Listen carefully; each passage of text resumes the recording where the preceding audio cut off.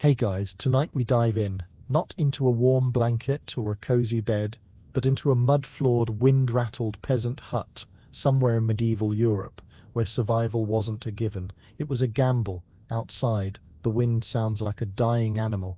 Inside, damp walls, a fire that barely smokes, and the unmistakable scent of wet wool, smoke, and desperation. You'll want to pull your covers tighter tonight, because we're about to learn how people with no central heating, no double glazing, and no clue about insulation made it through the kinds of nights that could kill you in your sleep. So before you get comfortable, take a moment to like the video and subscribe, but only if you genuinely enjoy what I do here. Tell me where you're listening from and what time it is. I always love knowing who's staying warm with me tonight. Now dim the lights, maybe turn on a fan for that soft background hum, and let's ease into tonight's journey together. Let's begin with the simple fact that medieval peasants didn't have heating, not by your standards anyway. They had what can only be described as an enthusiastic smouldering pile of damp wood scraps in the middle of the room, desperately trying to fight back against the cold like a kitten hissing at a blizzard. If you're picturing a roaring hearth with some cocoa on the side, let me stop you right there. Imagine instead a shallow pit filled with ashy embers and smoke that doesn't go anywhere because there's no chimney. Just a hole in the roof, maybe. The place smells like burnt turnips and wet straw. You're choking on soot before you've even warmed your fingers. Welcome to the starting point of a medieval winter night. Now imagine that you're not alone in this misery. You're in there with your spouse, 3 kids, elderly parent, and possibly a chicken, or 2. And if you're lucky, a pig. Not for food, not yet anyway, but for warmth. This wasn't a quirky animal bonding moment. This was thermal strategy. The fire was supposed to sit in the center of the room on the dirt floor, and its heat would allegedly reach everyone around it. In theory. In reality, it was more like the world's saddest campfire, just as likely to fill the room with eye-watering smoke as it was to offer actual warmth. Windows? If your hut even had them. They were likely small holes with cloth or animal bladder stretched across them, drafty, damp, and occasionally chewed by rodents. Glass? That was for cathedrals, or witches, or both, depending on your local gossip circle. A man named Tomer from the village of Druven was once recorded in an estate ledger for having a sound house of thatch and daub. That's estate manager speak for, it hasn't collapsed yet. Thatch was decent at repelling rain, but utterly hopeless against cold. Daub, basically a paste made of clay, straw and dung, might insulate a little, but it also cracked, crumbled and occasionally hosted more insects than your average compost heap. And then there was the floor. Oh yes, the medieval peasant's ever-faithful companion, packed earth, which is a fancy way of saying mud that got stomped flat by 100 freezing toes. It absorbed cold like a sponge, soaks water. You didn't sleep on it, per se, you nested above it. If you had straw, great. If not, moss. If you were really desperate, reeds, furs, or your own clothing. Beds, as we understand them, were for the wealthy. You probably slept on a wooden plank with straw piled on top, wrapped in a thin woolen cloth that hadn't been washed since your 3rd child was born. That straw, it wasn't fresh. It smelled faintly of goat, and it itched like sin. Now let's talk clothing. You didn't change for bed. Why would you? You didn't have pajamas. You had your one good tunic, maybe an underlayer, and if you were blessed, a cloak. Taking them off was a luxury reserved for summer, and even then, it was risky business. Wool was king, and it was everywhere. Wool hats, wool hose, wool gloves with the fingers cut off, because finger dexterity a frostbite. It trapped heat reasonably well, but it also trapped everything else. Smell, sweat, fleas, and occasional drama. And speaking of smell, yes, you were marinating in your own personal soup of smoke, sweat, and whatever stew had spilled in the corner of the room 3 nights ago. Cleanliness wasn't just optional, it was economically unviable. But here's the kicker. Most people still didn't sleep through the night. Historians still argue whether the 2-sleep system was biological or cultural, but plenty of medieval texts mention it. You'd go to bed after sundown, wake in the middle of the night, maybe pray, talk, eat something, stoke the fire, and then sleep again until morning. You might have used that break to check on the livestock or your neighbor who hadn't been breathing well the night before, just regular midnight stuff. And even during sleep, the danger wasn't over. Winter wasn't static. The wind might howl louder, snow might drift into the hut through cracks in the door, or a piece of thatch might collapse.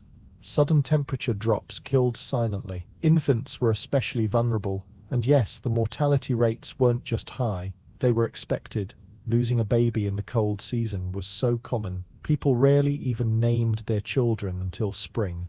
But somehow they adapted, they layered, they clustered, they burned what little they had, and they endured.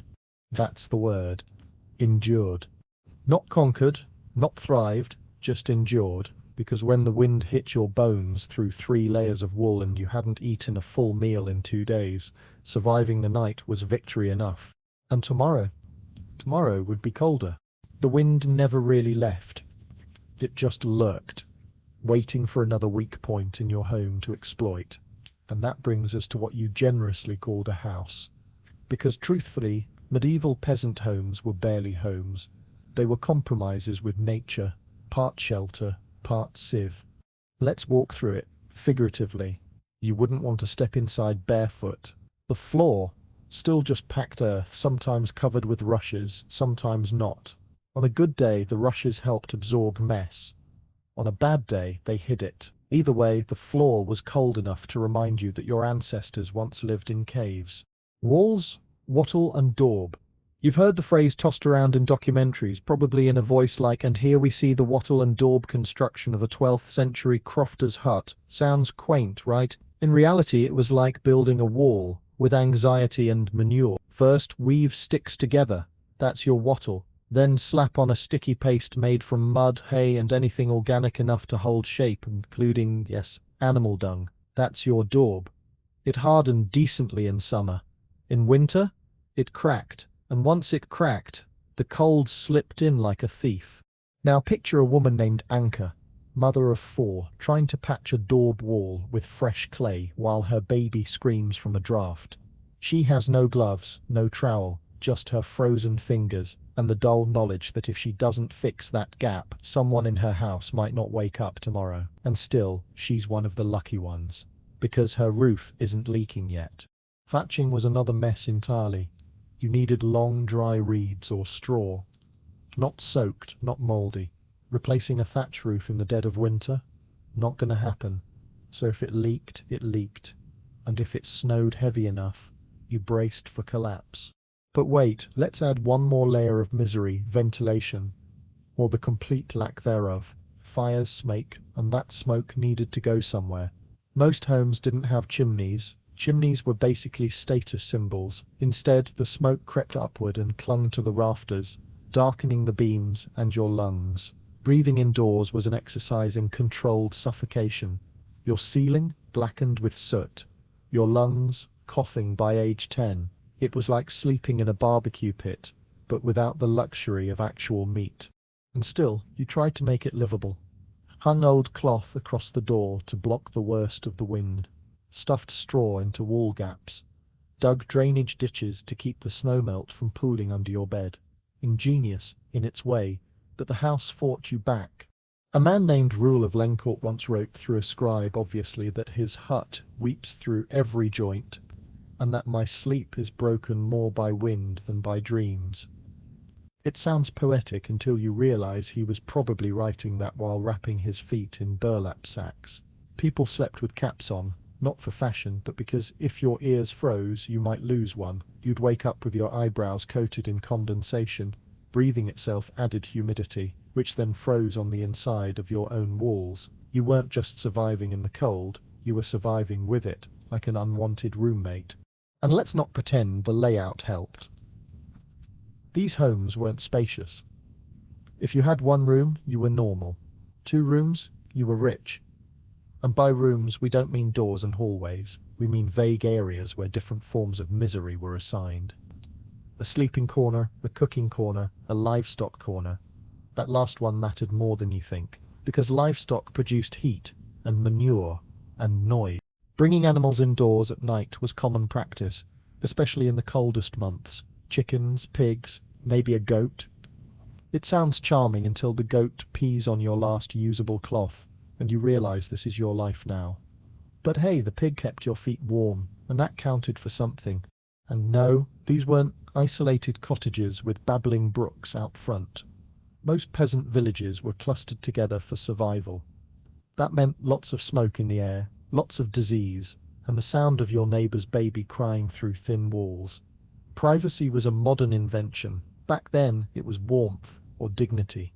Pick one. Children slept wherever there was space, often in a row. Oldest on the outside, youngest in the middle. The reasoning was simple. Protect the babies with body heat. Did it always work? Not really. Infant mortality rates soared in winter, but they kept trying. And then came the ice storms. Yes, medieval Europe had them, especially during what's known now as the Little Ice Age, which started roughly in the 14th century. Imagine everything you've just heard, but colder, and longer, and deadlier. Rivers froze, grain stores spoiled, entire villages vanished beneath snowdrifts. That's not poetic exaggeration, that's recorded history. The village of Felechamps, in 1384, simply disappeared after a storm. No survivors. No rebuilding. So how did people like you, if you had lived back then, get through all this? You didn't fix winter, you didn't conquer the cold. You just stacked enough straw, enough bodies, enough stubbornness between you and the night to make it through till morning. The hut might creak, the roof might drip, the fire might die, but if you were still breathing when the rooster crowed, that was considered a win. The walls may not have kept out the cold, but they kept you inside, and sometimes that was enough. It's tempting to think you'd just wrap up in a few layers, pull your blanket higher, and tough it out, right? But that assumes you had layers, or a blanket, or even the concept of personal space. Because when the frost set in, and it always did, survival wasn't about comfort. It was about clinging to heat, to one another, to the illusion that you could rest without freezing. You didn't sleep alone. Not ever. Sleeping solo was for the dead or the rich. For peasants, sleep was a group activity, and not the romantic, cozy kind. It was biological warfare against the night. Let's talk about the sleep pile. Imagine 5 people, 2 parents, 3 kids, all wedged onto a scratchy, uneven mattress stuffed with straw and dreams. Clothes on, boots nearby, sometimes worn to bed, one wool blanket between them, if they were lucky. A dog curled at the feet, a pig snuffling somewhere nearby. The baby clamped to the mother's chest, not for affection but because babies freeze first. This was less snuggle and more triage. The human body puts out around 100 watts of heat. Get enough people under a cover, and sudden you've got a primitive furnace, one that farts, kicks, snores, and steals the blanket. Romantic? No. Effective? Occasionally, but more than warmth. This tangle of limbs was about survival math. More bodies, more heat, better odds of seeing morning. This wasn't a seasonal quirk, this was nightly policy. Even in larger peasant families with slightly better income, shared beds were the norm. Kids slept 3 to a side, often arranged by age or size. Elders got the warmest center spots. The youngest clung to whichever sibling had the least lice that week. And yes, lice were everywhere. The colder it got, the more you layered, and the more everything crawled in with you. A woman named Hilda of Braxton was once recorded in a local church ledger complaining that her youngest son kept waking up with blood on his neck from the itch mites. Not fleas, not lice, mites, and he was still considered healthy. That's the bar, that's the bedtime standard we're dealing with. This human heap wasn't even guaranteed privacy, because the room shared with livestock. And livestock don't respect boundaries. Chickens perched on rafters, occasionally dropping their opinions onto your sleeping form. A goat might chew your straw bedding. A pig could roll over a toddler. But the animals stayed because the animals radiated heat. Their breath fogged the air, their bodies insulated the room, and their waste, however foul, often froze before it could smell too bad. Silver linings, right? And let's not forget, sleep wasn't continuous. Most people didn't snooze through the night like you do with your weighted blanket and streaming playlist of gentle rain in a bamboo forest. No, you'd wake around midnight, because the fire needed tending, or your foot was numb, or someone was crying, or all of the above. What followed was called the first sleep and second sleep system. Historians still argue whether this was universal or mostly European, but evidence suggests it was common enough to be named. You'd sleep a few hours, wake naturally, maybe pray, maybe talk quietly, maybe even get a chore done, and then doze off again till morning. The space between those two sleeps, it was weirdly social. People swapped stories, reflected on dreams, even, occasionally, made more babies.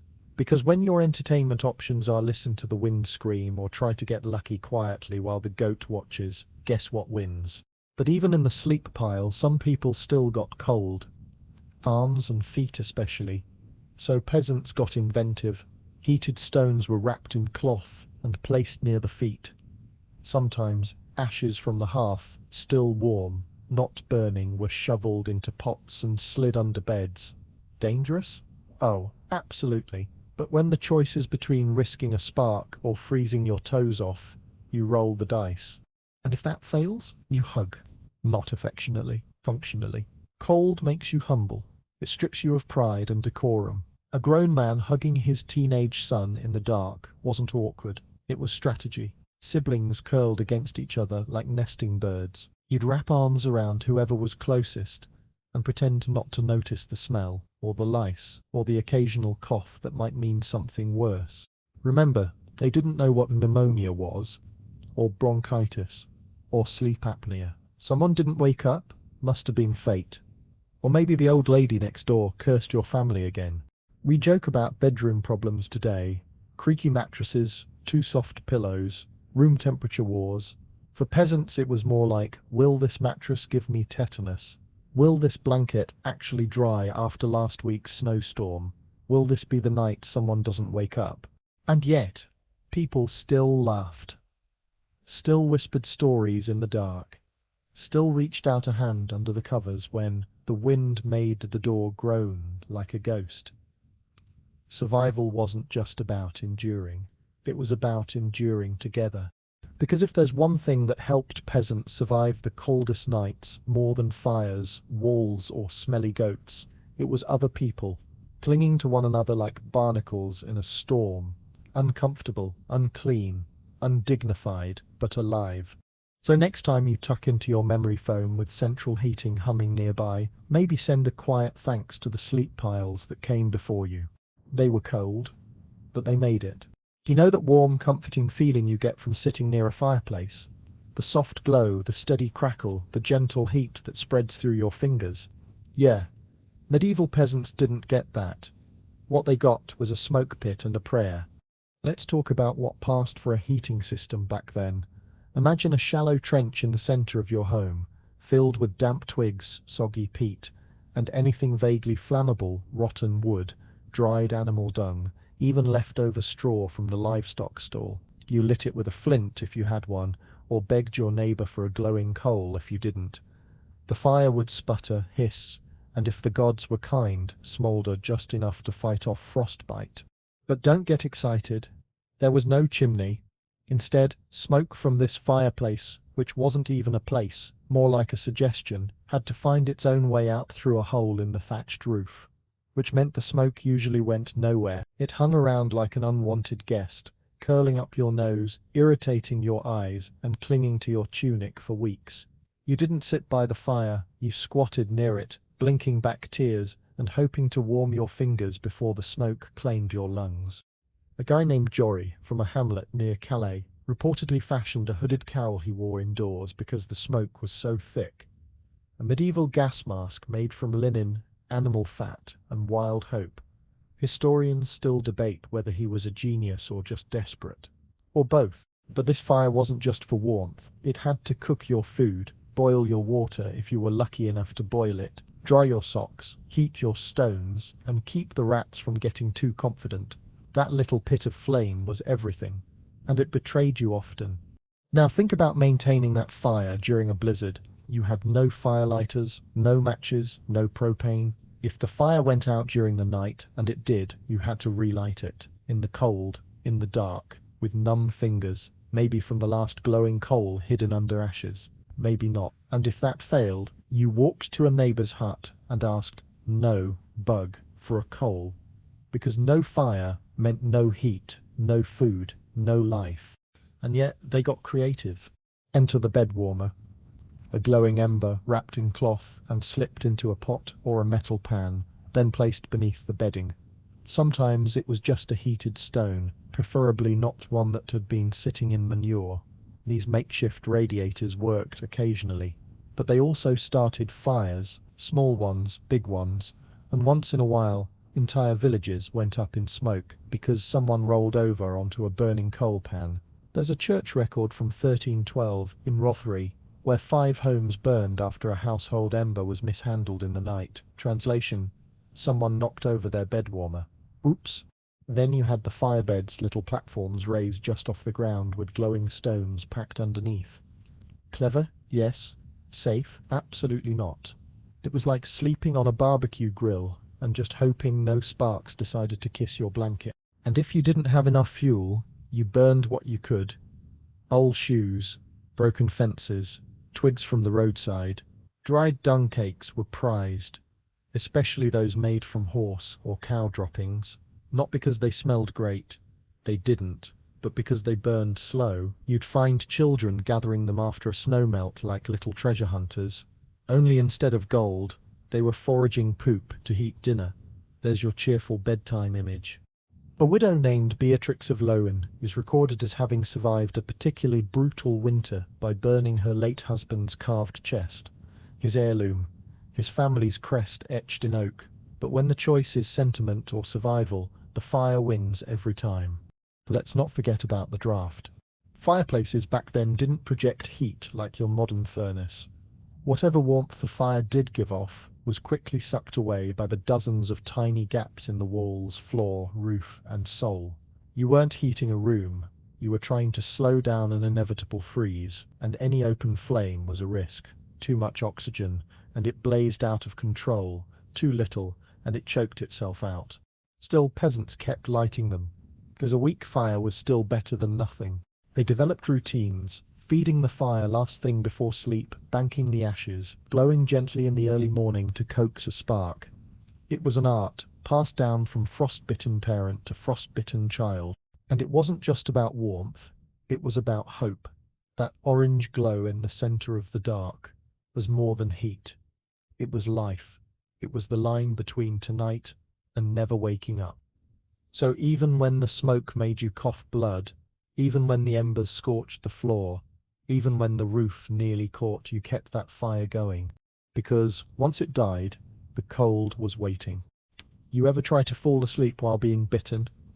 Not just once, not just by a mosquito, but by an invisible army of bugs burrowing, crawling, and feasting while you lie helpless in the dark. Welcome to the medieval peasant's nighttime experience, where the bed wasn't just uncomfortable, it was alive. Let's start with the mattress. That word deserves air quotes, because unless you were the village reeve or someone with scandalously good fortune, your bed wasn't stuffed with feathers or even straw from this year. It was a bundle of whatever you could find: old hay, rags, moss, dried rushes, wool scraps, or bracken if it hadn't moulded over. No protective casing, no linen sheet, just a heap, shoved into a rough wooden frame if you had one, or right on the floor if you didn't. And in that heap, an ecosystem. A lively, uninvited carnival of fleas, mites, lice, beetles, worms, and bedbugs. Not metaphorically, literally. The mattress was a thriving petri dish, warmed by body heat and seasoned with sweat, food crumbs, spilt broth, baby spit up, and human waste on especially desperate nights. One tax record from 1297 even mentions a family being fined for bedding so rank it drew vermin to the neighbouring plot. That's medieval speak for your bug party is spreading. Now imagine trying to sleep in that itch was constant. Bites were expected. Children scratched themselves bloody in the night. Adults developed thick calluses not from labour but from clawing their own skin. You couldn't clean the bedding often. Washing meant removing the stuffing. which meant disturbing all the pests, which meant, yeah, most people just didn't bother. Or they shook it out, cursed, and climbed in anyway. You slept in your clothes, everybody did. That way, you saved body heat and provided yet another buffet surface for the bugs. Underlayers got stiff with grime. Outer garments soaked up the moisture in the air. Everything stank. A girl named Maura, from the village of Kernslow, was documented as having her bedding burned after an infestation of devil's fleas, which is what they called bedbugs back then. Her family slept on bare planks for weeks, and yes, the bugs came back anyway. And that's just the mattress. Let's not forget the walls and the beams. Those were bug havens too. Cracks in the wood were breeding grounds. Straw mats on the floor were basically welcome mats for lice. Your only weapon? Scratching. And maybe garlic. Some folk remedies involved hanging onions or garlic near the bed, believing the smell would drive out insects. It didn't, but at least it added another flavor note to the ever-ripening scent of the room. The bed wasn't just a place to rest, it was a battlefield. And if you were elderly, things got worse. Old age didn't bring wisdom, it brought bed sores. Because if you stayed in bed too long without turning, the bugs weren't your only problem. Your skin would break open, and since infection was basically guaranteed, many older peasants rotted in the same place they slept, quietly, while the wind rattled the walls and the lice threw their nightly feast. But here's the strange part. People still found comfort in their beds, not because they were soft or clean, but because they were familiar. You knew where the lumps were. You knew which corner stayed driest during a rainstorm. You knew who you were sleeping next to, even in total darkness, because you'd slept beside them every night for years. The same rustle, the same cough, the same pig snort from under the edge of the bed. And sometimes, if you were lucky, the bugs weren't too active. Maybe the cold froze a few. Maybe the last stew you spilled formed a crust strong enough to seal them in. Who knows? Either way, you'd get an hour or two of sleep. Fitful, sure, interrupted by scratching, shifting, sneezing, but sleep all the same. And in the morning, you'd rise, covered in bites, wrapped in sour wool, and coughing up smoke, but still breathing, still human, still here. Because surviving the coldest nights wasn't about luxury, it was about tolerance. Tolerance for filth, for pests, for discomfort, and for the fact that sometimes your bed wanted to kill you, but you got up anyway. You brushed the lice from your hair, picked the fleas off your baby's blanket, stomped on a rat scuttling near your water bucket, and threw a prayer into the morning fog. Because in the medieval world, a bed that bit was still better than no bed at all. Some nights it wasn't the biting bugs or the smoke that made your heart race. It was the cold itself. A creeping, merciless chill that didn't just make you shiver, it made you stop. Because hypothermia had no name back then. But it had victims. You didn't know the science, you just knew that when someone went quiet too early, when their skin turned pale and waxy, when they stopped asking for water and curled up into themselves like a dying animal, that was the cold claiming another. There was no thermometer to warn you. No chart to check, just instincts. And instincts told you that when a child's lips turned purple, you wrapped them tighter. When an old man stopped trembling, it wasn't relief, it was danger. And yet, what could you do? The tools available to a medieval peasant to fight the cold were laughable. You had layers if you owned enough clothing to layer. You had straw, maybe animal hides. You had the body heat of your family, and a tiny fire that didn't always last till morning. That was it, your protection against the kind of temperatures that cracked walls and froze livestock to the ground. A boy named Elias from a village in East Sussex was found stiff in his bed after a particularly harsh frost in 1308. His mother had wrapped him in her own cloak and placed warm stones near his feet. But it hadn't been enough. He was sick. The parish recorded his death as taken by the breath of winter. No further explanation, no prevention, just a shrug and a prayer. And that's how it went. If someone didn't wake up in the morning, you didn't call a doctor. You didn't have one. You shook them gently, whispered their name, waited, then checked for breath or lack of it. And if the answer was silence, you covered their face and moved on. because grief had to wait until the roof was patched and the pig was fed. Cold didn't just kill children, it took the elderly too, the weak, the sick. Anyone who couldn't generate or retain enough heat. Women recovering from childbirth were especially vulnerable, so were those who hadn't eaten. And let's be clear, nobody ate well in winter. Which leads us to the other partner in this medieval death dance, hunger. Cold and starvation worked hand in hand, a cruel, efficient duo. When your body had no calories to burn, it couldn't fight off the chill. When your stomach was empty, your blood moved slower, your hands stiffened, your heart weakened, and then the cold slipped in, smug and unchallenged. During the winters of 1315 to 1317, the Great Famine, entire regions watched their children wither before their eyes. It wasn't a blizzard or a plague, it was weeks of grey skies, ruined crops, and an unrelenting freeze. People boiled bark, ate grass, sucked on leather belts for flavour, and still they died. And yet, they kept sleeping, kept trying. They'd do desperate things to survive the coldest nights. They'd drink ale before bed, not to get drunk, but because it was warm and water was often frozen or foul. Some would press glowing coals to their feet, and then wrap the burn. Others would sew cloth soaked in animal fat around their limbs, hoping the grease might trap the heat. It didn't, but it made them feel like they were doing something. And hope is sometimes more useful than heat. Families developed strange rituals. They'd hang charms above the bed, bones, bits of metal, herbs like rosemary or sage. Not because they were effective, but because they were something. Mothers would rock their infants all night just to keep them moving. Fathers would take turns watching the fire, eyes bloodshot and shoulders slumped, waiting for the faintest glow to flicker so they could stoke it back to life.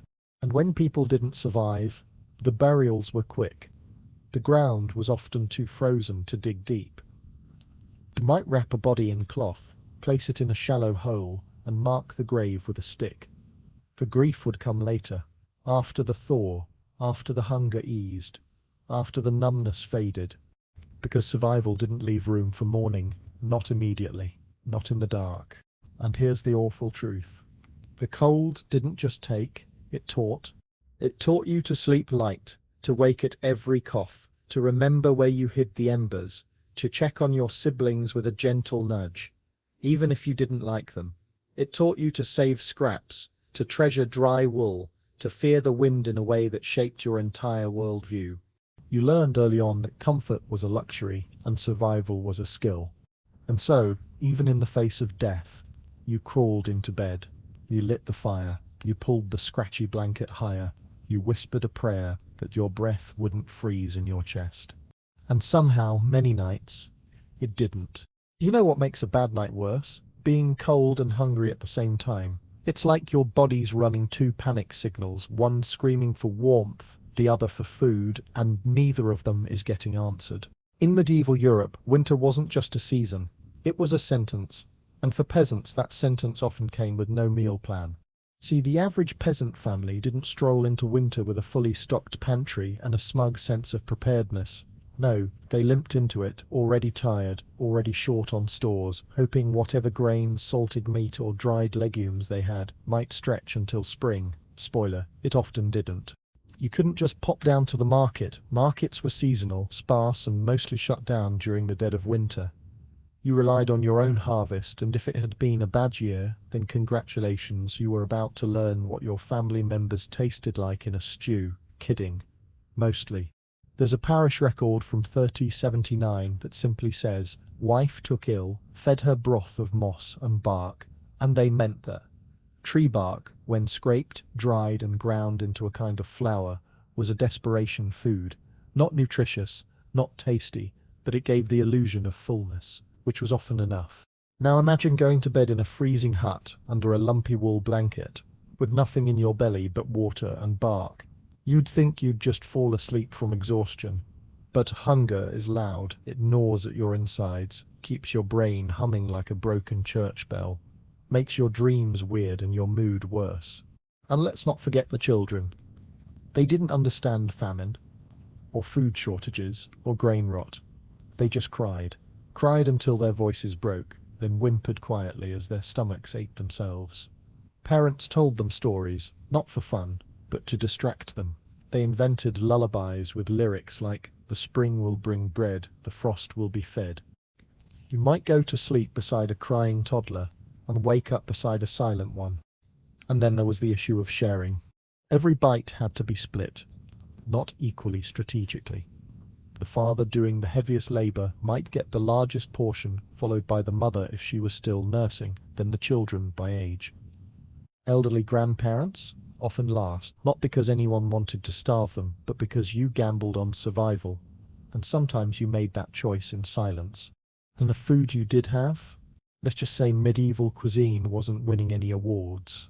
Cold porridge, turnips, dried peas boiled into mush, hard black bread that could break teeth, and if it was stored improperly, it came with a bonus, mold. Mouldy bread wasn't thrown out, it was cut around, scraped, picked at, eaten with a sigh, and maybe a prayer. Because mouldy bread still filled a stomach. Sometimes it also filled a coffin, but hey, one crisis at a time. And then you had fasting days, yes, even during winter. The church prescribed them, Wednesdays, Fridays, certain feast days when meat or rich food was forbidden. So even when you had something decent, you might be expected to abstain. Some people broke the rule. Others followed it to the letter, believing that suffering in this life brought comfort in the next. A woman named Selin of Norrie was known for her winter fasting. She'd give her children the last bit of cheese and survive on broth made from boiled onion skins. Her neighbours called her saint-hearted. Her bones, years later, told a different story, porous, brittle, riddled with signs of malnutrition. And when food ran out completely, people ate anything. Owed leather, ground up acorns, grubs.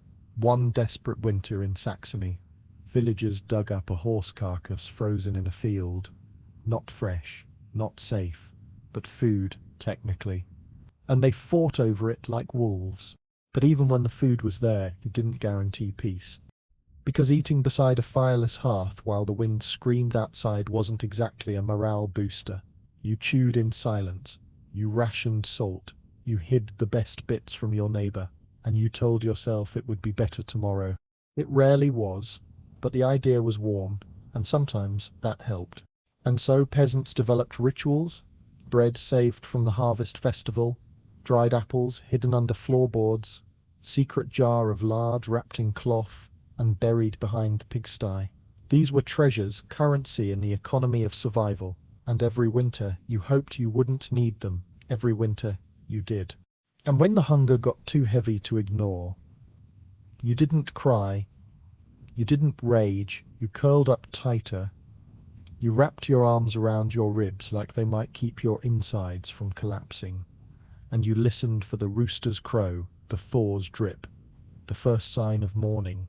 Because hunger was just another thief in the night, and if you were strong, or lucky, or stubborn enough and wait it out, you lived to starve again tomorrow. Children weren't spared.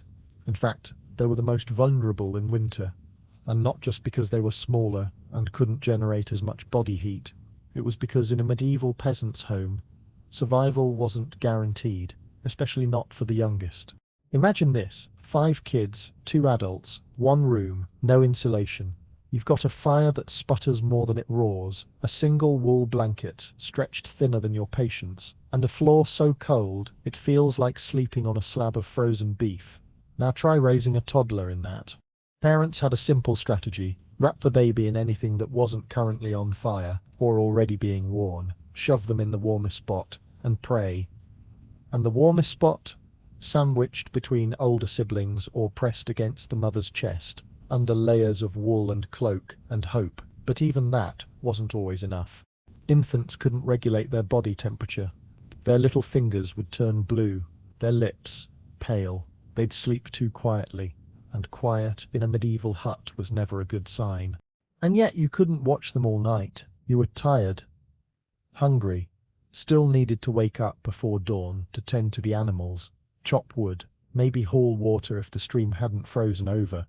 So sometimes mothers woke up to find their babies limp, cold, breathless, and there was nothing they could do. No doctors, no midwives on hand, just silence. One parish log in 2083 lists a child named Herna as found lifeless in her wrappings come morning. She was 10 months old, no cause of death given, none needed. The winter took her, like it took so many others. This was the rhythm. Children born in spring had the best odds, at least they had months to fatten up. But those born in late autumn or early winter were marked from the beginning. Not officially, of course, but in whispered conversations, in the extra way a mother wrapped her infant, in the deep breath she took every morning before checking if her baby had survived the night. And older children? They didn't fare much better. A 5-year-old peasant boy wasn't playing with toys or learning letters. He was collecting firewood, feeding animals, trying not to get trampled by a frustrated goat. He had one pair of shoes, if that. One tunic, probably shared lice with his siblings. He slept next to a wall that leaked wind and sometimes snow. And he didn't complain. Not because he was brave, because he didn't know any different. Kids learned quickly what winter could do. They saw it in the way their parents tightened their belts at dinner, in the way the fire was guarded like gold, in the way neighbours went quiet when someone coughed too hard or didn't show up to Sunday Mass. They saw siblings disappear, and they adapted. Some became quiet, some hardened, some found joy in little things, like when a scrap of dried apple was passed around, or when the piglet curled next to them, warm and alive and breathing. Others turned to superstition. Children were told stories about winter spirits, ice demons, or the cold lady who visited houses where children misbehaved. It was a blend of folklore and fear, designed to make kids stay still at night and not cry when there was no food. But sometimes they believed it, really believed it, especially when a sibling died. A boy named Mikkel, age 7, was recorded by a wandering friar in 1304 as having whispered, "The snow woman took her because she didn't finish her bread." His sister had died of exposure, but for him that was the logic. She had wasted food. The cold punished her. That was the psychology of survival. It wasn't rational. It didn't need to be. It just had to explain things. And then there was grief. Peasant families grieved, of course, but they grieved efficiently. A dead child might get a small burial, a whispered prayer, maybe a candle if one could be spared. Then the family moved on, not because they didn't care, but because the pig still needed feeding, the roof still leaked, the snow was coming, and the living needed to stay alive. Sometimes mothers kept a scrap of clothing or a tiny toy carved from wood, a keepsake, hidden, toted only when no one was looking. Because grief couldn't interrupt survival, not during winter. And still, children did survive. Many didn't, but many did. Because their parents fought for them. Every log hauled, every crust of bread saved, every bit of wool, sluiced from rags, was for them. And sometimes it was enough. Sometimes they made it to spring. And when they did, they didn't remember comfort. But they remembered warmth. The way their mother's arms felt under the blanket. The way the fire flickered in the night, the way their father pulled them close when the wind screamed through the cracks in the wall. Because love doesn't always look like luxury. Sometimes it just looks like surviving together. You ever heard the phrase, drafty old house? Cute, right? A little air through the window, maybe a creaky door, quaint stuff, but in a medieval peasant's hut, drafty meant life-threatening. And it wasn't accidental, it was structural. Because medieval homes weren't designed for comfort, they were designed for survival, and even that was debatable. Start with the basics. These homes were porous.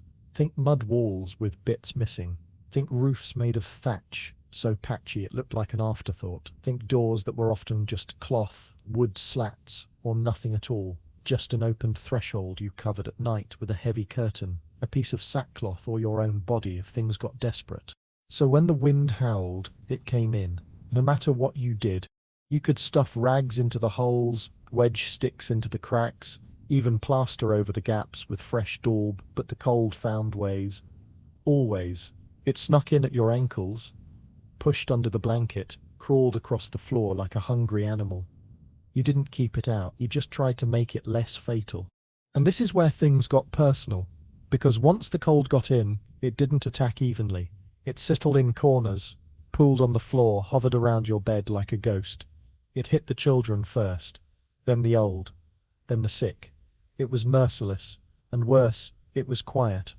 It's one thing to freeze when you're outside. You feel it, you brace for it, you can mow, run, build a fire. But when you're inside, and it's still just as cold, that's a betrayal. The one place you're supposed to be safe becomes your enemy. And you had to sleep there anyway.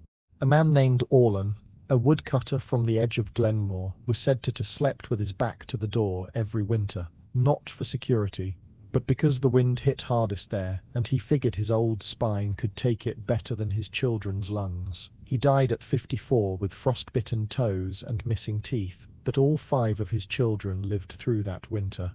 Historians still argue whether peasant homes were intentionally built this way, cheap, quick, easily repaired, or if they just degraded that fast under weather and time. Either way, the result was the same. A house that breathed but never in your favor. Some clever folks tried to fight back. They hung tapestries on the walls, not for decoration, but to stop the wind from seeping through. Rich folks used woven wool or velvet. Peasants, old sacks, dried animal hides, moss, anything with mass, anything with texture. Others dug into the earth. Semi-subterranean homes weren't just about concealment, they were about temperature regulation. The deeper you went, the more stable the environment. But digging took time and tools and labor that most peasants didn't have, especially when survival was already a full-time job. And then there were the smoke holes. Remember how we talked about those charming fire pits with no chimney? Well, the smoke had to go somewhere. That meant cutting a hole in the roof or leaving a gap in the wall, which, you guessed it, let in even more cold. So you had a choice, suffocate or freeze. Most people opted for cough yourself to sleep in the cold, because that was the safer bet. Some nights the draft was so sharp it put out the fire, not all at once. Slowly, sneakily. You'd wake up in the dark to the sound of ash shifting. No crackle, no light. Just your breath fogging in front of your face, and a silence that made your teeth ache. That's when panic set in. Because no fire meant no warmth. No warmth meant maybe this was the night. And still, you stayed. Because you had to. Because there was nowhere else to go. Because your entire life was packed into this drafty hut. Your food, your family, your future. So you learned how to live with the wind. You placed your bed in the warmest corner if there was one. You lined the floor with hay. You sealed the door with sheep's wool. You wrapped your feet in burlap soaked in lard. You did what you had to, because winter didn't care. And the wind didn't care. And the cold sure as hell didn't care. But you kept going anyway. Because the hut may have groaned and leaked and betrayed you every night, but it was still your hut. And as long as there was a roof, even a cracked, caving, snow-dusted one, there was hope. Hope that the fire would catch again. Hope that morning would come. Hope that maybe, just maybe, tomorrow would be less cruel than tonight. And sometimes it was. Let's talk about dinner. Now, the idea of a bedtime snack in a medieval peasant household. Hilarious. You were lucky if you had dinner at all, let alone anything warm, filling, or edible that didn't crunch from age or twitch from being undercooked. But every once in a while, on the best nights, the rarest nights, you might have had a little something to put in your stomach before braving the cold. And that something was probably ale and bread. Not a roast, not stew, not even soup. Ale and bread. Ale was standard fare, even for children. Water was dangerous, contaminated, stagnant, a breeding ground for illness. Ale at least was boiled during brewing, making it safer. Low in alcohol, usually, high in calories, and surprisingly nourishing, it was the medieval version of a protein shake, but warm, rarely, and fresh, almost never. As for bread, well, it wasn't what you're picturing. There was no sourdough starter, no golden crust, no soft crumb. Peasant bread was coarse, dark, dense, and often made from whatever flour was available, usually rye or barley, sometimes with oat or pea flour mixed in. In hard times, people added ground-up beans, acorns, or sawdust to stretch it. Yes, Sawdust. A monk in 3052 referred to a certain region's bread as chewing bark softened by guilt, which feels accurate. But that bread, rock hard and barely chewable, was still prized. Dipped in ale, it softened slightly. That was your treat, your comfort, your fuel for the night ahead. If you had butter, luxury. If you had honey, miraculous. If you had cheese, it was probably sour and covered in mold, but you scraped that off and ate it anyway. Now, if it was a special night, like a feast day or the rare occasion you hadn't burned through all your winter stores, you might have soup, not thick stew, soup. As in hot water with turnips, onion skins, a few legumes, maybe some old cabbage.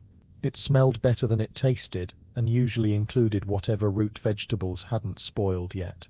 Sometimes it was made with a bone, just a bone, boiled, strained, used again. It didn't do much nutritionally, but it felt warm, and warmth was half the battle. Kids went to bed hungry more nights than not. That was normal. Not a tragedy, just life.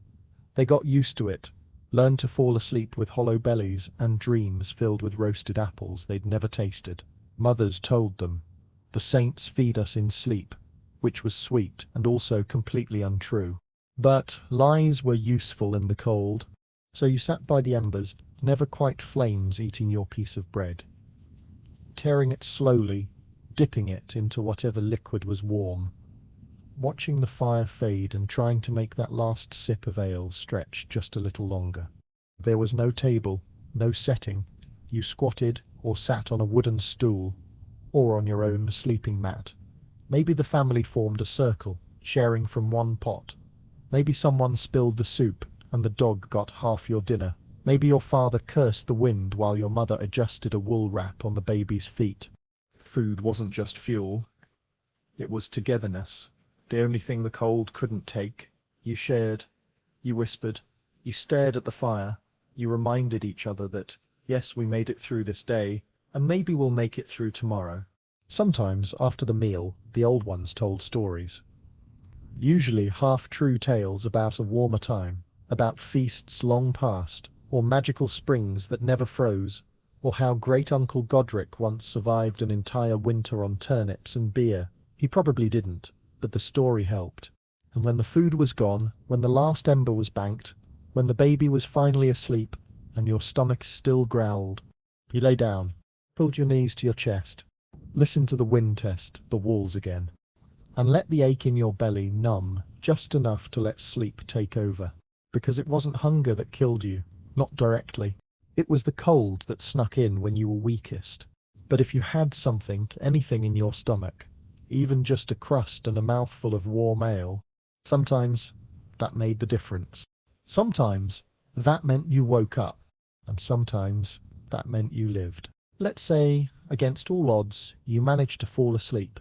The fire's down to glowing coals. The baby stopped crying. The wind outside is no longer howling, just sighing through the cracks in the walls like it's tired too. You're curled up between two siblings, a pig pressed against your legs, and your face is half buried in a wool sleeve that smells like smoke, milk, and maybe something worse.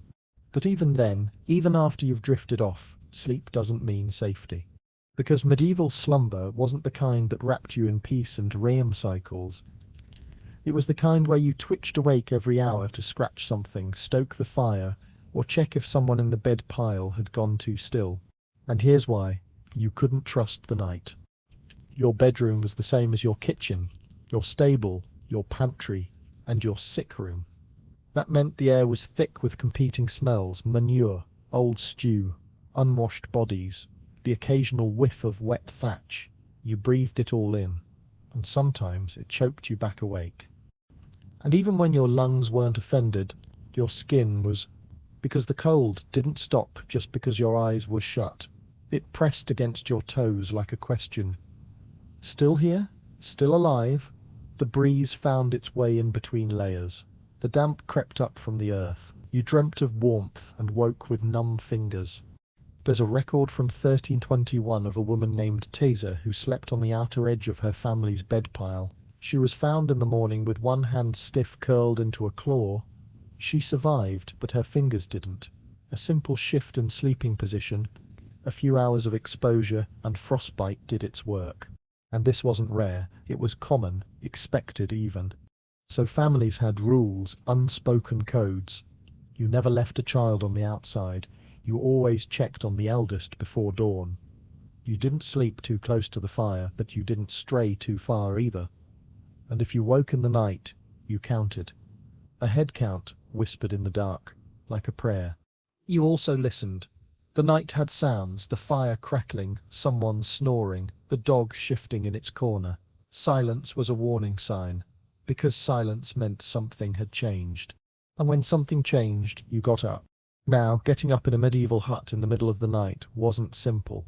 You didn't have slippers, you didn't have a lamp or even a consistent floor. You had dirt, splinters, a cold so sharp it bit through bone, and the risk of stepping in something you didn't want to identify barefoot. Still, you rose, checked the fire, maybe added a piece of kindling if you had it, maybe stirred the coals and blew gently, hoping for a glow. Your breath fogged in front of you. Your toes screamed with each step. Sometimes you peered outside. Why? Curiosity, instinct, or fear. Because not all dangers came from within the hut. There were wolves, sometimes, real ones, especially in rural parts of Eastern Europe or the Alpine regions, where wolf packs did descend into villages midwinter. There were thieves, desperate people, runaways, and during especially bad winters, deserters, men who abandoned their posts, starving, half-mad, seeking shelter.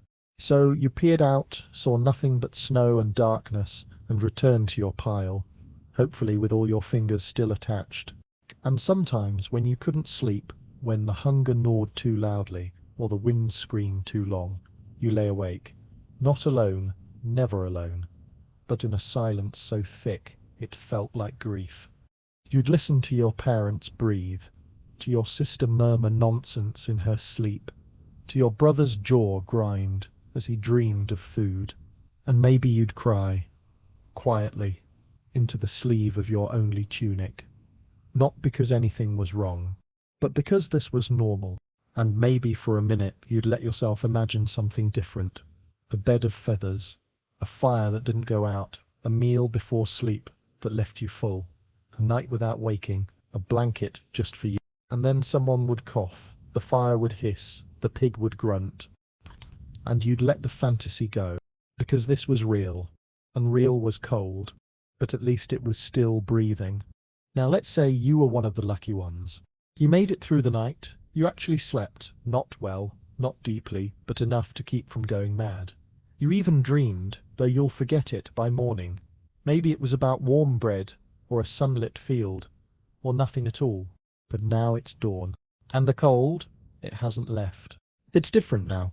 Quieter. Maybe. Less biting, more seeping. It no longer threatens to steal your breath. It just sits there everywhere. In your bones, in your clothes, in the soles of your feet as they touch the frozen floor. And the worst part? You have to get up. No snooze button, no 5 more minutes. The rooster's crow isn't a courtesy, it's a demand. The animals need feeding. The fire needs rebuilding. The well water needs hauling before it freezes solid.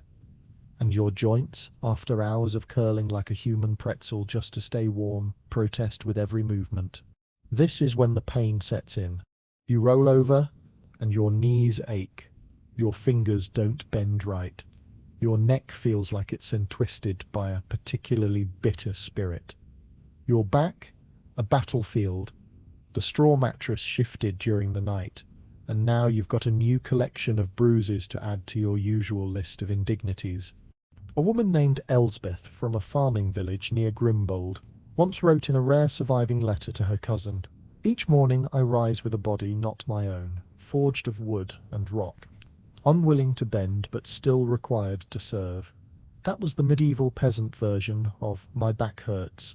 And still you rise, because the day doesn't care how you feel. The fire, if any embers remain, must be coaxed back to life. If it's gone completely, you either pray over flint and kindling, or you throw on your ragged cloak and walk to your neighbours to beg for a glowing coal. There's shame in that, but shame doesn't weigh more than frozen fingers. Once the fire's going, the house begins its slow, reluctant transformation from icebox to slightly less dangerous icebox. The kids stir, they whimper more than wake. Their limbs are stiff, their faces ruddy and chapped. One has a nosebleed from the dry air. Another's complaining that her toes are numb. You check gently. They're still pink, still soft, no frostbite, just cold. Everything is cold. And then you begin the daily ritual of movement. Not for pleasure, not for exercise, but because if you don't move, you'll seize up. You sweep the floor, or what passes for a floor. Maybe you spread fresh rushes if you have any. Maybe you just move yesterday's rushes around and pretend that's progress. You look for breakfast. If there's leftover broth, it's congealed into something grey and insulting, but you reheat it anyway.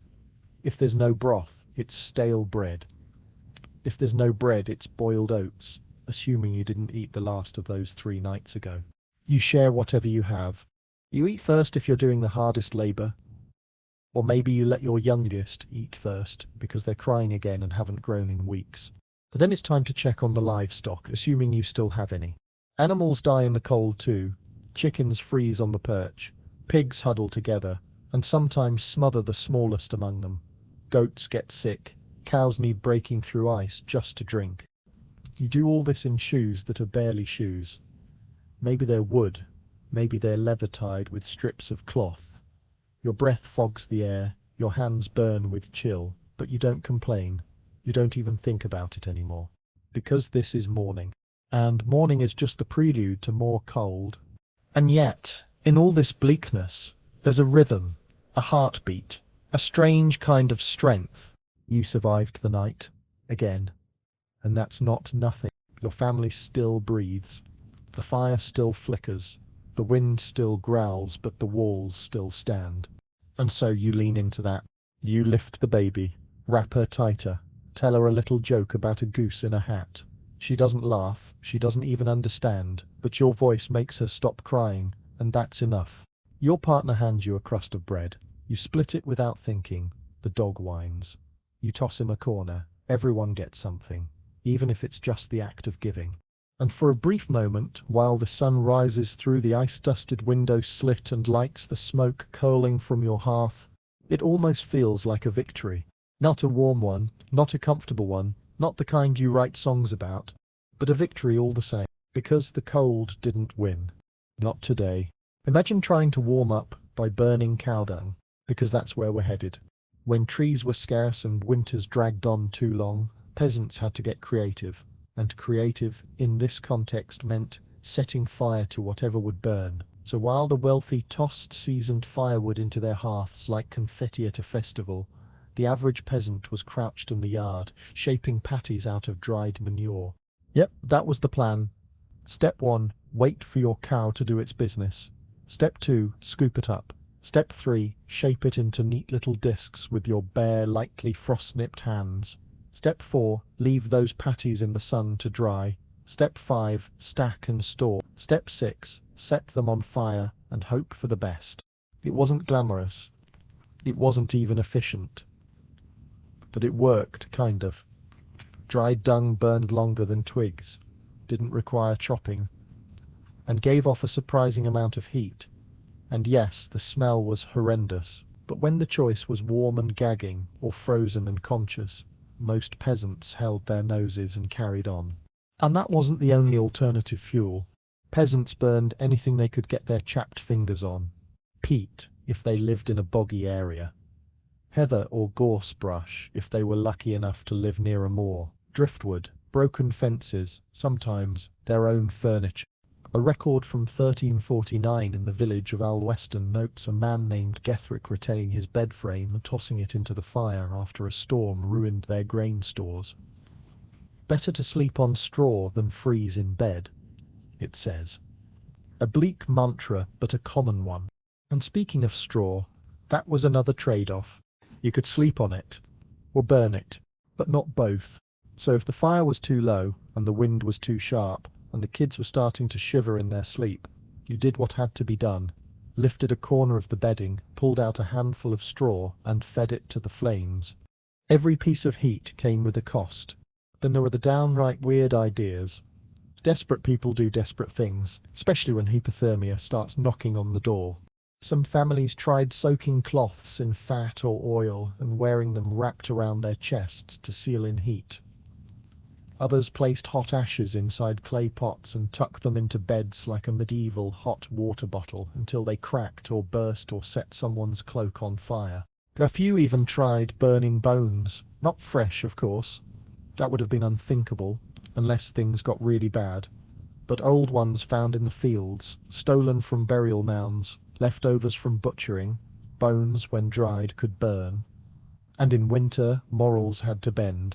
A friar once recorded a family using boar's knuckles and ox jaw as fire fuel during the Great Freeze of 1311. When asked where they found them, the wife simply said, "The saints won't miss what's already buried." And if you're wondering, yes, there were times when the fire itself was too dangerous to maintain.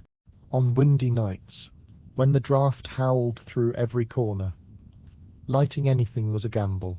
A single ember could leap out and catch the rushes, the bedding, even the roof. Thatched roofs were dry, flammable, and shaped like kindling cones. And once a fire started, you didn't put it out. There were no buckets of water lined up, no trained fire brigades, no fire-resistant anything. If your hut caught, you screamed, you dragged your children out, you threw your pig through the door, and then you watched it burn. You hoped the fire didn't spread to the neighbours. Sometimes it did. Then your entire row of homes went up in smoke while the villagers cursed, cried, and salvaged what they could from the mud. And what did people do after that? They rebuilt, from scratch, with frostbitten fingers and lungs still full of smoke, because there wasn't another option. There's an account from 3067 of a woman named Yilka whose family hut burned down after a windstorm blew a curtain into the hearth. They lost everything. She gave birth in a neighbour's barn a week later.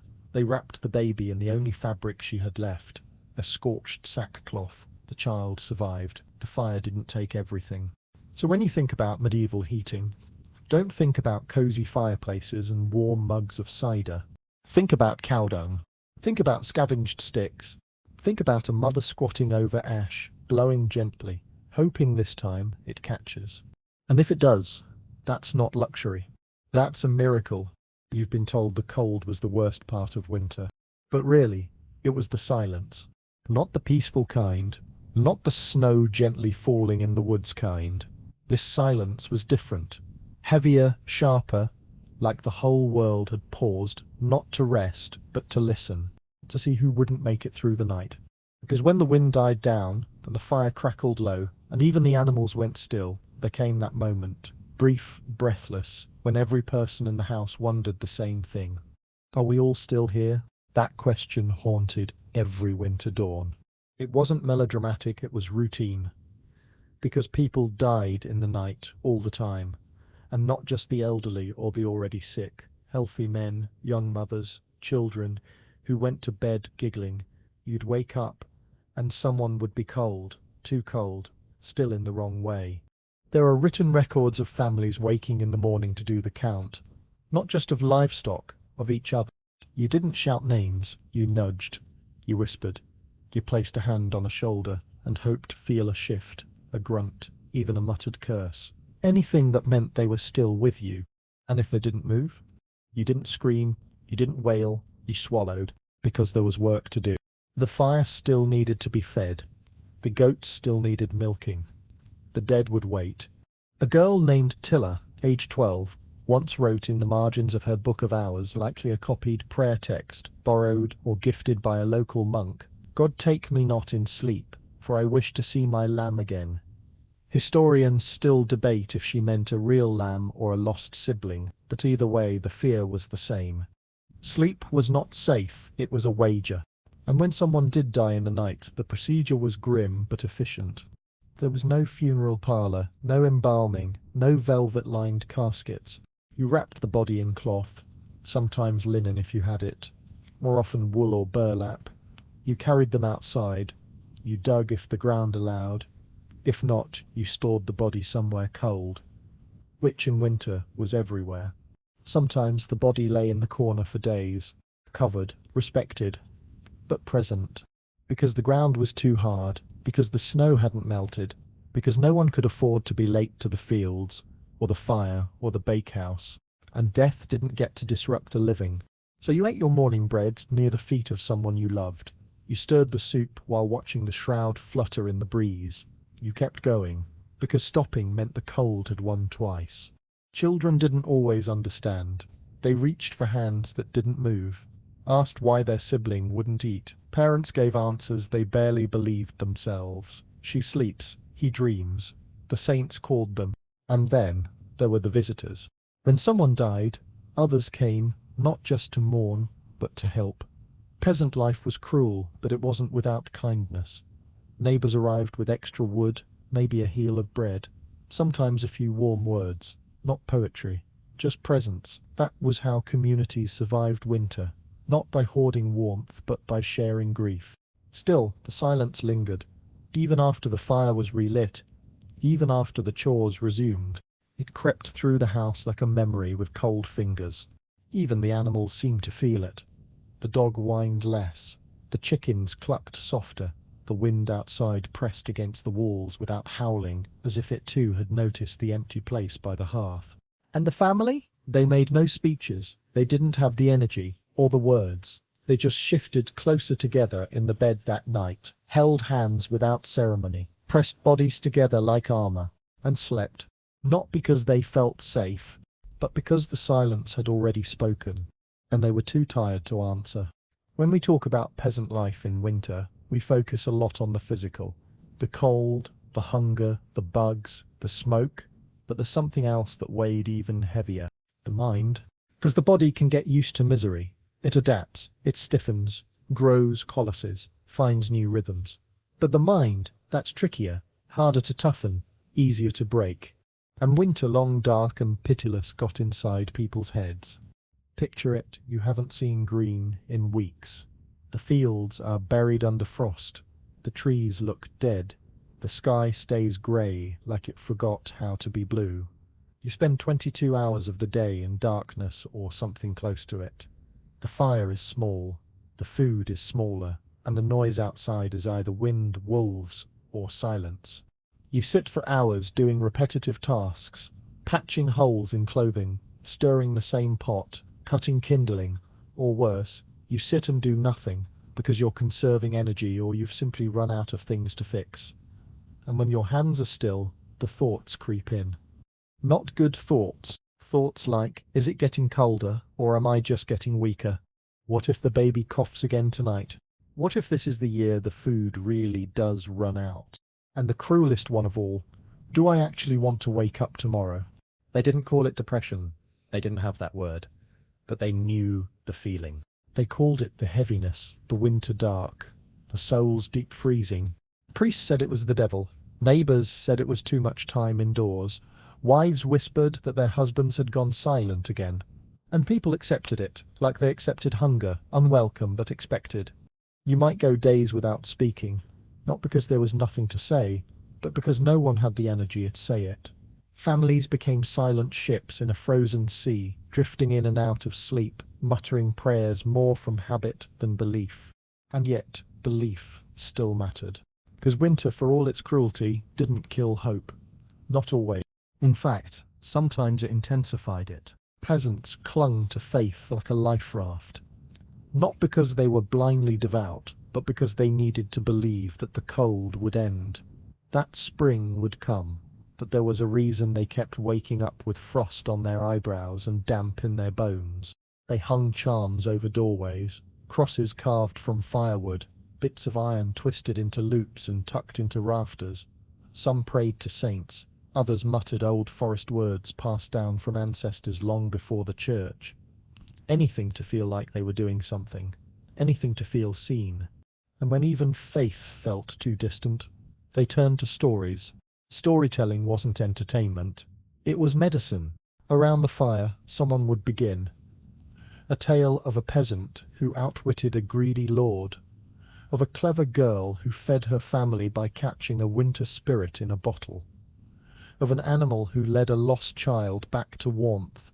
The stories were simple, recycled, barely believable. But they worked, because they gave shape to the chaos, because they made survival feel like victory, not just inertia, because they reminded everyone that suffering wasn't the end of the story, it was just the middle. And through all this, something strange happened. Peasants developed a kind of mental armor, not invulnerability, not joy, but endurance. They became philosophical in the way only the truly exhausted can be. If the cold takes me, one man was overheard saying in a village tavern, then I won't be here to know it. If it doesn't, then I'll drink to that in spring. Grim, yes, but also kind of brilliant. They learnt to laugh at the absurdity, to find beauty in the ugly, the perfect snowflake caught in the hair of a crying child. The moment the wind paused and you could hear the fire breathe, a rat that didn't steal your bread. Small mercies, the emotional equivalent of dry straw. And when things got truly unbearable, they sang. Softly, not for performance but for rhythm, for heartbeat. Lullabies passed down through centuries, working chants. Funeral dirges turned lullabies and lullabies turned prayers. One woman, Goethe, was known for singing to her pots. A peasant, mother of 5, barely literate. Her husband had died in a frost 5 winters earlier, but she sang as she stirred soup. Always the same tune. Over and over, neighbours teased her. She kept singing. Her children all survived that winter. Maybe it was luck, maybe it was broth, maybe it was the song. Doesn't matter. What matters is that even in the mental freeze of a medieval winter, some warmth survived. Not in the fire, not in the food, but in the heart. Let's talk about fashion. Not the kind with trends or tailors, the kind where you wrapped yourself in whatever wouldn't kill you. Because when the temperatures dropped and the wind clawed at your bones, you weren't worried about style, you were worried about survival. And clothing for a medieval peasant was never just clothing. It was armor against the cold. Start with the basics, wool. If you could afford it, or spin it, you wore it. Wool was your best friend. Thick, heavy, coarse wool, not soft merino or delicate blends. This was the itchy, scratchy, sneeze-inducing stuff, but it worked. It trapped air. It stayed warm even when damp, and it was practically waterproof, assuming you never took it off, which you didn't. Undergarments were rare. If you had a linen shift or chemise, that was a treasure. You wore it until it resembled cheesecloth, then patched it with whatever you could find, usually more wool. And underwear? Let's not get ahead of ourselves. Most peasants simply layered, tunic over tunic, cloak over everything. And if something tore, you stitched it while still wearing it. A woman named Berna was known in her village for wearing 7 layers during one particularly brutal winter. Her neighbours called her the walking bale, but she survived. They didn't. Footwear was worse. Leather shoes, if you had them, were stiff, thin, and about as protective as a damp tortilla. So peasants stuffed their shoes with hay, or moss, or rags, whatever helped delay the frostbite creeping up from the dirt floor. Some wrapped strips of wool or linen around their feet before putting on their boots, if they had boots. Others just walked barefoot through the snow. Yes, barefoot, especially children. Their feet turned red, then blue, then hard. And still they played. Still they carried water. Still they lived. Hands weren't spared either. Gloves existed, but not for you. You used mufflers, long strips of cloth wrapped around your wrists and palms, tied off at the thumb. They got wet fast, froze even faster, but for a little while they kept your fingers from splitting open. And then there was the hood. A good woolen hood was gold. It kept the wind from biting your ears, and if long enough, could be wrapped around the shoulders like a scarf. Some had liripipes, long tails that dangled and could be wound like extra insulation. Children often wore hand-me-down hoods that sagged over their faces like melted hats. But they didn't care. It was warm. The poor made cloaks from old blankets, stitched together from scraps. If they had fur, real fur, they were either extremely lucky or working in service of someone richer. Peasants rarely owned fur, and if they did, it probably still had fleas. Some made cloaks from animal skins, hair side in, flesh side out, not tanned, not treated, just dried, scraped and worn. They stank, they shed, but they held warmth like nothing else. And then came the body hacks. Peasants weren't stupid. They knew how to get creative. One trick, wrapping feet in cabbage leaves, supposedly helped with warmth. Or maybe blisters. Or maybe just wishful thinking. Another one, layering dried nettle fibers under tunics. It added insulation and made you feel like you were doing something, always a bonus in a world with few solutions. Children were often sewn into their clothes for the winter. You heard that right. Parents would literally stitch kids into their tunics in late autumn and leave them that way until spring. No changing, no washing, just spot cleaning and prayer. The idea was simple. If they couldn't take it off, they wouldn't lose it, ruin it, or catch cold changing out of it. It worked, sort of. By March, those garments could stand on their own, full of lice, stiff with filth, but hey, the kid was still alive. That counted. And when something tore, you didn't replace it. You patched it. Over and over and over, until your tunic looked like a map of suffering stitched with different colours of desperation. There's a record from a manor house in 1335 of a peasant named Corwin, whose outer cloak was patched with 15 different fabrics. When asked why he didn't just get a new one, he laughed and said, "It knows me. Why would I trade that?" Because clothing wasn't just about covering yourself. It was memory, struggle, adaptation. You wore your winters like scars. And yet somehow peasants still found dignity in it. They passed down garments like heirlooms. A wool cap from a grandfather, a cloak from a mother, even shoes with holes carried stories. These were your uncles, they'd say. He survived the frost of 14 in these, and so you pulled on your rags. You wrapped yourself in layers. You tucked straw into your sleeves. You itched. You stank. You shivered. But you kept moving. Because in the medieval world, clothing wasn't for vanity. It was for war. And winter was the enemy. Let's turn off the light for a second, metaphorically of course. Because for a medieval peasant, the light went out whether you wanted it to or not. Once the sun dipped and the last grey sliver of day slipped behind the trees, darkness took over. Not mood lighting, not evening ambiance. We're talking total, pitch black, can't see your own feet darkness. And into that darkness, every fear, every superstition, every whimper of cold and hunger multiplied. Because here's the reality, candles cost food. That's not hyperbole. Tallow candles were made from rendered animal fat. And animal fat, that was caloric gold in winter. You could eat it, or you could burn it. Most peasants chose to eat. Wax candles were even worse. Those were for churches, lords, and anyone who didn't mind boiling bees for a luxury. You were lucky if you had one stubby candle for the whole family, used sparingly on feast days or emergencies. So what did peasants do at night? They didn't. They simply stopped. As soon as dusk fell, the world shrank. Movement slowed, voices dropped. The fire became the only source of light. And even that was barely enough to illuminate your own hands. People huddled around the hearth, not just for warmth, but for vision. Because beyond that flicker, the hut may as well have ended in an abyss. You got used to it. Your eyes adjusted.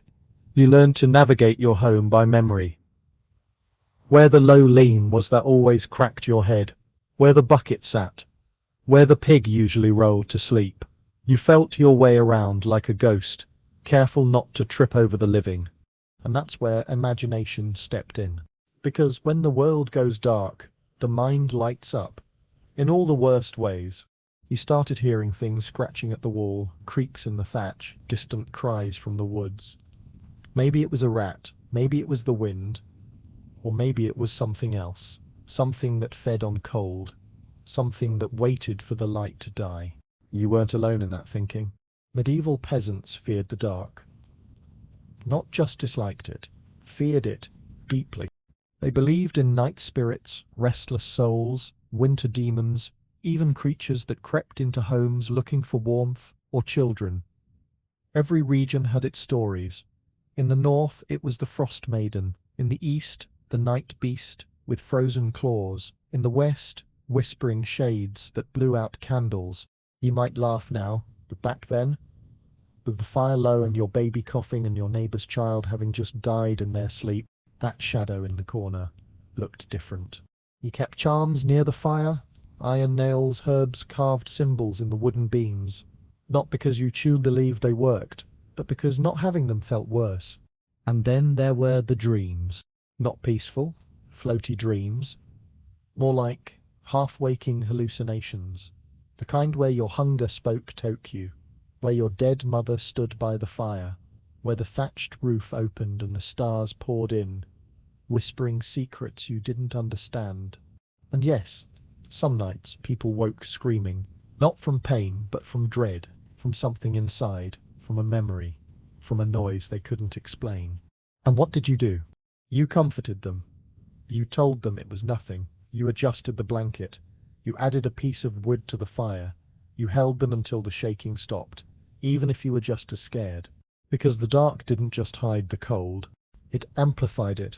Without light, the fire felt smaller, the blanket felt thinner, the silence felt louder, and the cold? It wasn't just something you felt on your skin. It got inside your mind, into your bones, into the way you thought about tomorrow. There are accounts of peasants refusing to sleep too close to windows, not because of the wind, but because the dark could see in. Others kept their backs to the wall, their faces to the fire. Some even slept with open eyes, blinking in the faint glow, unwilling to close them completely. And yet, some nights passed quietly. The baby slept, the fire held, no wolves howled, no shadows moved. You shared a blanket with someone you loved.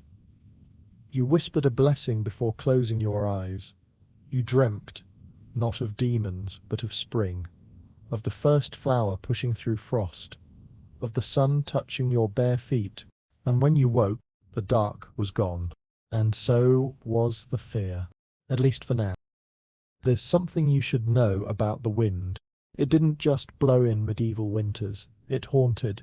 It found holes in your walls and hearts. It didn't knock. It whispered, groaned, screamed. It could sound like a crying child, or your dead father, or a hymn no one remembered teaching you. Because the wind in winter wasn't just weather. It was company. Unwanted, unavoidable company. Inside your one-room hut, you could learn to ignore the cold, tune out the snores, even scratch through the lice. But when the wind came for your house, it made sure you listened. Every gust rattled the thatch.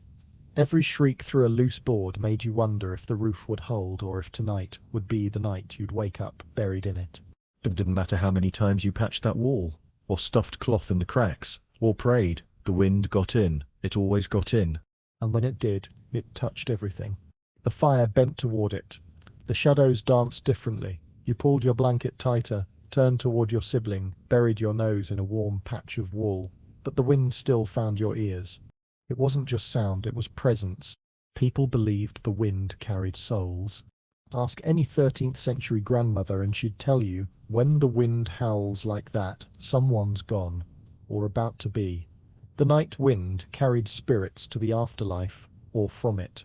You'd listen to it and say, someone's being taken, or worse, someone's trying to come back. There's a record from the village of Dunstall, 202, where a mother told her children not to whistle after dark. The wind remembers the tune, she said, and it follows it home.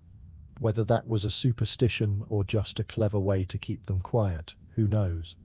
But they listened, and they stayed silent. Because the wind was hungry, and winter made you believe anything could be true. Sometimes it knocked down doors. Literally, you'd hear the latch clatter and see the cloth flap wildly as cold air surged inside. Other times, it crept. It made your candle flicker just once. It pushed a puff of ash into your soup. It nudged your sleep and left you with chills that had nothing to do with temperature. You didn't fight the wind. You endured it.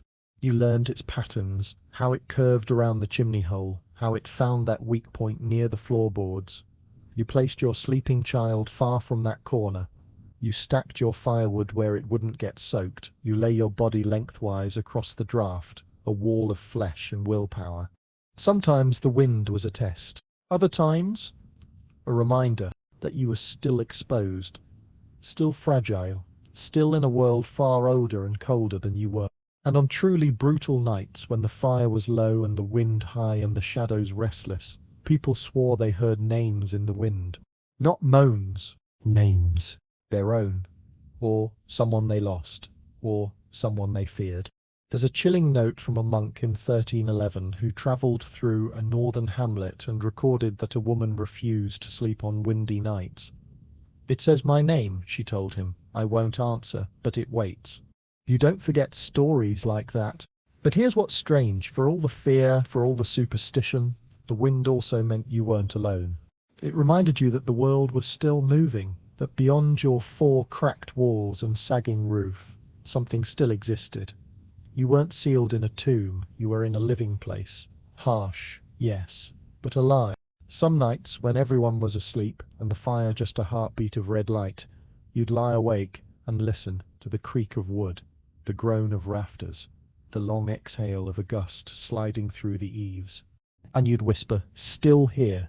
Not as a question, as a declaration. Because if you could hear the wind, it meant you'd lived to face another night of it. And that was something. Now here's a detail you might have overlooked. A door. What you call a front door today, solid wood, metal lock, weather-sealed, would have looked like an unattainable dream to most medieval peasants. Because in truth, many of them didn't even have one. Or if they did, it barely deserved the name. A peasant's door was often a slab of wood tied to the threshold with rope or hinges, so primitive they creaked like dying oxen every time you touched them. Some households didn't even bother. Instead, they hung thick cloths, old blankets, or stitched together sacking over the entryway and called it done. And in winter, that meant everything got in. Not just the cold. Thieves, rats, wind, wolves. There are accounts from 1287 in a hamlet near Tyneford, where a wolf wandered inside a family's hut while they were sleeping. It killed 2 chickens, knocked over the soup pot, and was only chased out when the father whacked it with a log from the fire. No one blamed him for being terrified. They blamed him for not lashing a second cloth across the doorframe. Because when you live that close to the edge of survival, everything becomes your fault. Your neighbour dies of frostbite? She didn't insulate her wool well enough. Your pig falls ill? He fed it too close to the damp corner. Your child gets sick? You should have kept a tighter wrap on her at night. No one had control, so they pretended to, because pretending gave them a sliver of power over a world that routinely reminded them they had none. And that sad flapping curtain you used for a door? It was part of that illusion. You layered it. Maybe even double layered it, if you could spare the cloth. Piled straw at the bottom, hung herbs nearby. Sage, rosemary, mugwort. Not just for the smell, but for protection. Against drafts, against illness, against things with no name. Some wealthier peasants managed actual wooden doors, built from rough planks and held together with iron nails. But iron was expensive, heavy, hard to come by. So instead people used pegs, twine, animal sinew, anything that could be tied, looped, braced. Locks? Don't make me laugh. You locked your door by wedging a stick across it, or tying a rope around the handle, or leaning something heavy against it from the inside. That was it. Security, medieval style. And if someone or something really wanted in, they got in. And so you slept with one ear open, you trained yourself to wake at the wrong creak, at the wrong breeze. You noticed when the curtains swayed too far. You noticed when the wind stopped, because that meant something was blocking it. In the village of Bardenfell, 33-3, a family was robbed in the middle of the night. Not by soldiers or bandits, but by their own neighbours.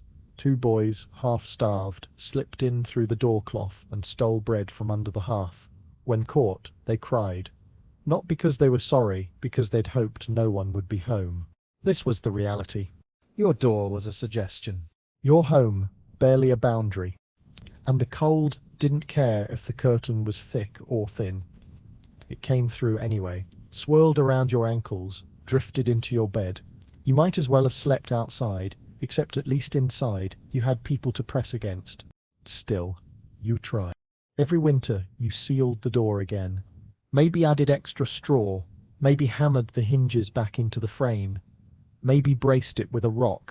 And every night you hoped the door would hold, hoped nothing hungry or desperate or cursed would push its way inside. Hoped the wind wouldn't tear it down, the wolves wouldn't test it, and the fire wouldn't die before morning. And sometimes it did hold. The cloth flapped, the straw rustled, the wood groaned, but it stayed. And you stayed. And come morning, the door still hung there, ragged, warped, frostbitten, but closed.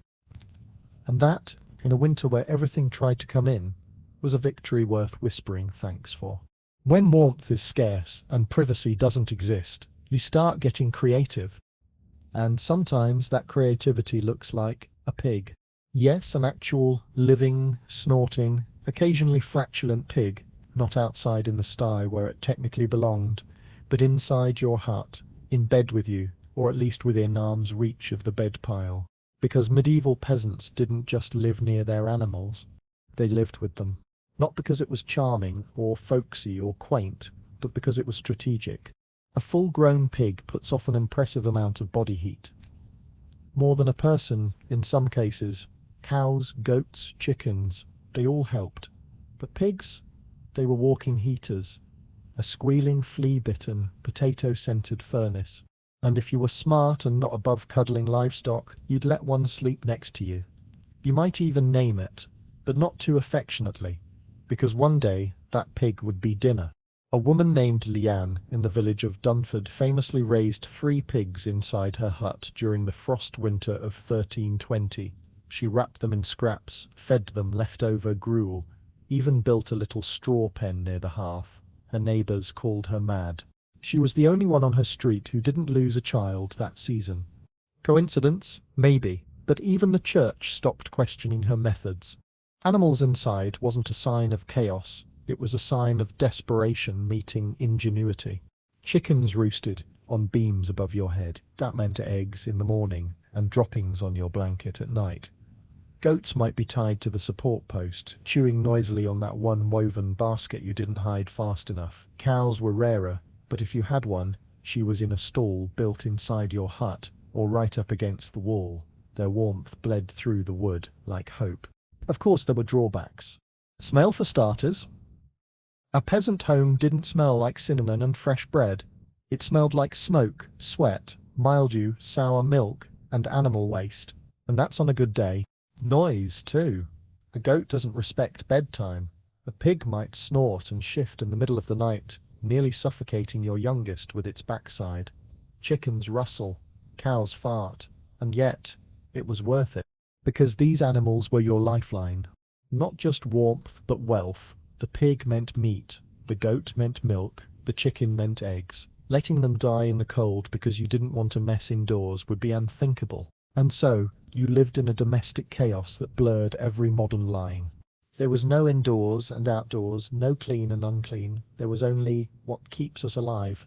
The sleeping arrangement became a Tetris board of survival. Children closest to the fire, parents on the outside, forming a barrier. The sick tucked into the warmest corner, usually under 3 layers of rags and maybe a dog. The pig, wherever it flopped. If it had a preference, no one dared argue. And over time you stopped noticing.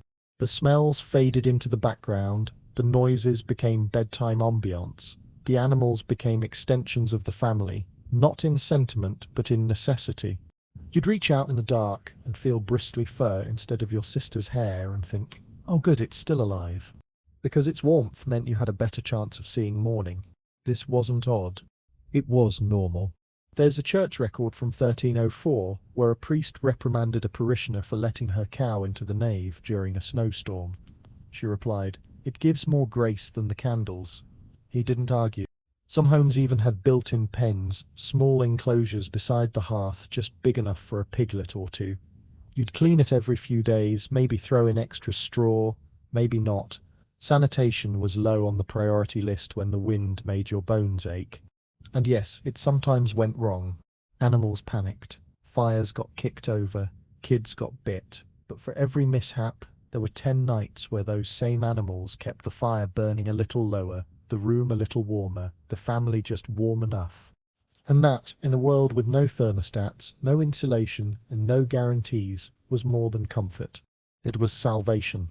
So the next time you fluff your memory foam pillow and adjust your climate-controlled air, spare a thought for the medieval peasant rolling over in the night and whispering, "Move over, pig," and thank that pig, because it probably saved their life. in a world where your roof could collapse, your fire could die, and your child could freeze before sunrise. You prayed, not just out of piety, out of necessity. Because when everything around you was cold, brittle, and indifferent, belief was one of the few things that could still keep you warm. Now, to be clear, medieval peasants weren't all devout because they had nothing better to do. They were devout because their lives were so fragile that faith was the only thing that felt durable. Winter, in particular, was when belief got loud. Not loud with hymns and sermons, there weren't many of those during a blizzard. It got loud in the whispers, in the muttered Latin that no one fully understood, in the worn rosaries fingered under threadbare blankets, in the desperate plea to St. Bridget or St. Nicholas or whichever patron happened to be in charge of not dying horribly that year. You didn't always go to church. Often you couldn't. Snowed-in paths, frozen streams, wolves, sickness. But the church came to you through relics, through symbols, and most importantly through the prayers your grandmother whispered to herself while kneading dough in a freezing kitchen corner. And it wasn't just the church either. Because when the official saints felt too distant, too dressed in gold and Latin, peasants turned to older things. Local spirits, charms, folk wisdom. The lines blurred. It wasn't uncommon for someone to place a sprig of yew or ash above the hearth for St. Peter's blessing. But ask around and you'd find out it was also to keep the ice wraiths from slipping down the chimney. A mother might tuck a tiny carved figure into her baby's swaddling and call it a relic, even if it was actually a pagan amulet passed down from her mother's mother's mother. In the village of Orthel, there's record of a midwife who swore by chanting Our Father 3 times and burying a bread crust in the threshold to keep the cold from stealing newborns. No one questioned it. It was winter. You tried everything. Because at night, when the wind hit the walls and the fire hissed low, the distance between maybe and miracle didn't feel very wide. You said your prayers before sleep, sometimes silently, sometimes aloud. You asked for warmth, for protection, for the strength to wake up. Some people prayed to be spared. Others prayed to be taken quickly. Both were equally valid. You blessed your fire, your food, your blankets. You made the sign of the cross over the doorframe, over your child's chest, over the water you drank, just in case the devil was feeling petty. And then you lay down, in the dark, among your family, among your fears. And you believed, because what else was there? There's a quote from a shepherd named Ulrich, written down by a travelling friar in 1278. When the cold comes through the boards, I speak to it like a man. I say, not tonight, friend, I prayed already. That's what prayer was. Not just worship, negotiation. And sometimes it worked. Sometimes the fire lasted longer than expected. Sometimes the baby's cough cleared. Sometimes your goat didn't die. Sometimes your neighbour gave you half a loaf and claimed it was from St. Martin. Sometimes it snowed and snowed and snowed, and you made it anyway. So yes, they prayed, to saints, to God, to old spirits in the trees, to anyone or anything who might be listening. Because winter didn't care. But maybe, just maybe, something else did.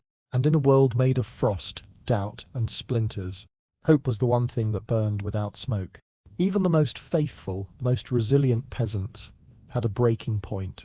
Because when your goat drops dead, your firewood runs out, and your neighbour's child freezes in their sleep, the question slips in, uninvited. Who's to blame for this? And when there's no obvious answer, when you can't curse the wind, or punish the frost, or drag winter to the village square and shout it down, people turn inward. Or worse, they turn on each other. You see, medieval peasants didn't have weather apps. They didn't understand climate cycles. They didn't blame El Niño, they blamed witches. Yes, witches. Not in the broomstick, cauldron, Disney spectacle way. in the neighbour with too many cats and a weird stairway, in the old woman who talked to herself, in the midwife whose herbs smelled off, in the man who walked the fields at dusk muttering something about bones. And in winter, these suspicions sharpened. Because winter killed people, and people needed a reason, they needed a target. So when the snow didn't stop, when the frost came early and stayed too long, when the last chicken died and the salt pork spoiled, someone would say it. She brought it. He cursed the hearth. I saw her speaking to the wind, and just like that, fear became action. There's a harrowing record from 1316, one of the worst famine winters in English memory, where a woman named Alda was accused of hexing the village well, not because anyone saw her do it, but because she had lost 5 children and still seemed calm, too calm. People said she must have made a deal. They broke into her hut and found herbs, a bird skull, some ash. That was enough. They drove her into the snow barefoot. She didn't come back. Was she a witch? Doesn't matter, because someone had to be guilty. And the colder it got, the more people were willing to believe. It didn't take much. A poor harvest, a strange illness, an owl calling at the wrong hour.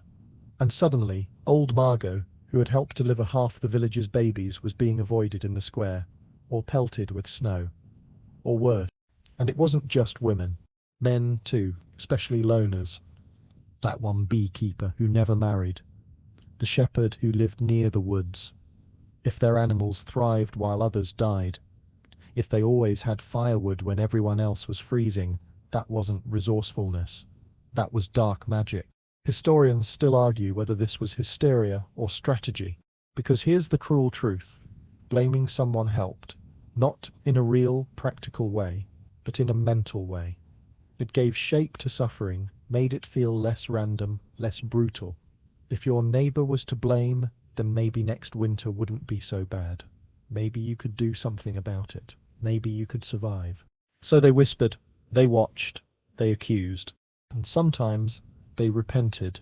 There's a letter from a priest in 1331 who wrote, "They stoned a girl last week for frost dreams.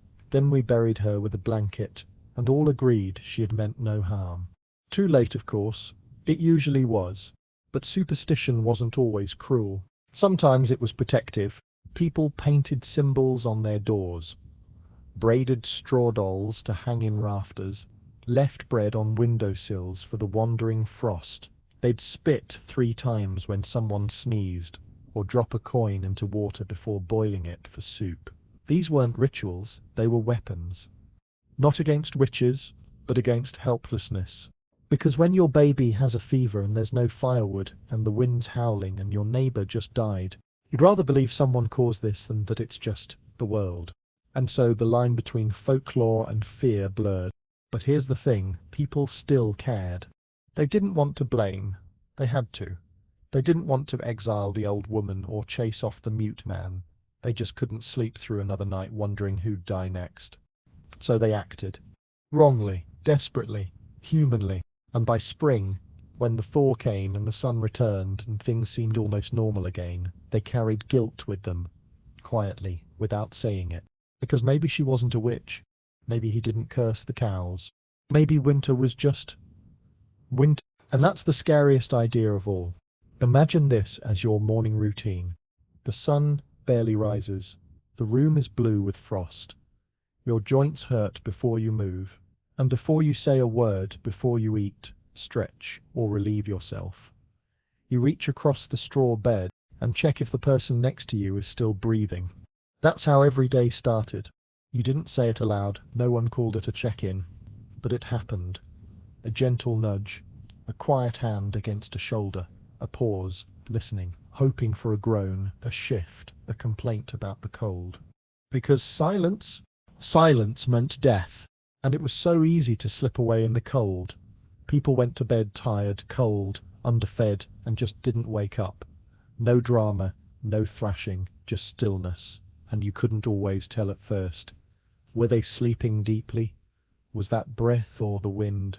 Sometimes you waited, stared, begged your eyes to notice movement. Sometimes you nudged harder, whispered their name. Sometimes you shook them. And sometimes, nothing. Children, especially. They were warm-blooded and wild during the day, but at night their little bodies couldn't hold heat. They'd burrow between adults, press against siblings, but if the fire died and the blankets slipped and no one noticed, they wouldn't cry out. They'd just go quiet. Parents developed a sixth sense. They slept lightly, always aware of who was snoring and who wasn't. Mothers especially. One twitch from a baby, one change in breathing, and she was up, half asleep, fingers checking for warmth. Not just instinct, survival training. And the elderly. They were expected to go, not celebrated, not mourned loudly, just acknowledged. Grandfather's cold, someone would whisper. Not a scream, not a gasp, just a statement. There are records in manorial rolls, formal legal documents, that list winter deaths as casually as broken fences. 2 chickens lost, old Harl dead of frost. Same line, same ink, because that was life. And life moved on. But inside the house? Inside the house, it stung. Even if you expected it. Even if they were old, sick, already. They were yours, and now they were gone. What did you do? You got up. You wrapped the body in cloth, said a prayer. Maybe lit a candle if you could spare it. You tried to keep the children away. Or sometimes you didn't, 'cause death wasn't hidden from children. It was explained, not softly, just plainly. He went to sleep in the frost, you'd say, or the Lord took her while the wind blew, and you kept going. Because the animals still needed feeding, the bread still needed baking. You didn't get a day off for grief, you barely got an hour. If the ground was soft enough, you dug. If not, you waited. The dead were laid in a cold corner, covered, respected, but still there. And yes, that meant you often slept in the same room with the dead. There was nowhere else to put them. Children asked questions. Why is she still here? Why is he so still? And you answered, sometimes honestly, sometimes kindly, sometimes not. Because the earth is too hard. Because he's watching over us one more night. Because the fire was too small. There's a heartbreaking account from 1328 in a small Yorkshire parish. A boy, about 7, was found curled up next to his dead sister, not because he didn't know, but because he missed the warmth. That's the cruelty of it. Even in death, a body still held heat. And heat was everything. So you checked, every morning, every dawn, the breath held. 1, 2, 3, still breathing. 4, 5, still warm. 6, you waited. And if there was no breath, you didn't cry. Not right away. You just added another silence to the room, and carried on. Because the sun was rising. And the cold, as always, wasn't done yet. You know what most medieval peasants did when they noticed their fingers turning black? Nothing. Not because they didn't care, but because, what could they do? Frostbite wasn't a word they knew. Gangrene wasn't something they could spell. To them it was simple. You got too cold, and now part of you was dying. And unless you were lucky or resourceful or blessed by some generous miracle, you were probably going to lose it. Fingers, toes, noses, ears, small parts, unimportant parts, people said at first, until they started hurting, until they turned colours, until they swelled and split and wept, and then you knew this winter had taken something from you. Again, peasants didn't have gloves. Not really. They wrapped their hands in rags or wool, if they had any. Leather was rare, fur even rarer. You'd see people walking to market with their fingers tucked into sleeves, or pressing their palms against their own chest, trying to borrow warmth from themselves. And once the damage was done, the treatment was, well, whatever you could invent. Some soaked their limbs in urine. Human, animal, didn't matter. Folk wisdom said it might draw the frost out. Some wrapped frost-bitten toes in boiled cabbage leaves. Others used melted lard, or warm ashes, or onion poultices tied in place with strips of old linen. Some even believed that rubbing the wound with a silver coin would keep the flesh from blackening. Spoiler, it didn't. A miller named Carith from the town of Lindray was recorded in 1340 as having lost 3 fingers and his nose to the ash frost. He tried to cauterize one finger with a heated dagger. It worked, technically. He didn't die that night. He died a few weeks later of infection. And that was the real killer, infection. Once the skin broke, once the frostbitten flesh began to rot, it was just a matter of time. There were no antibiotics, no soap even. You cleaned wounds with wine, if you were rich, with water, if you were poor, with nothing, if you were typical.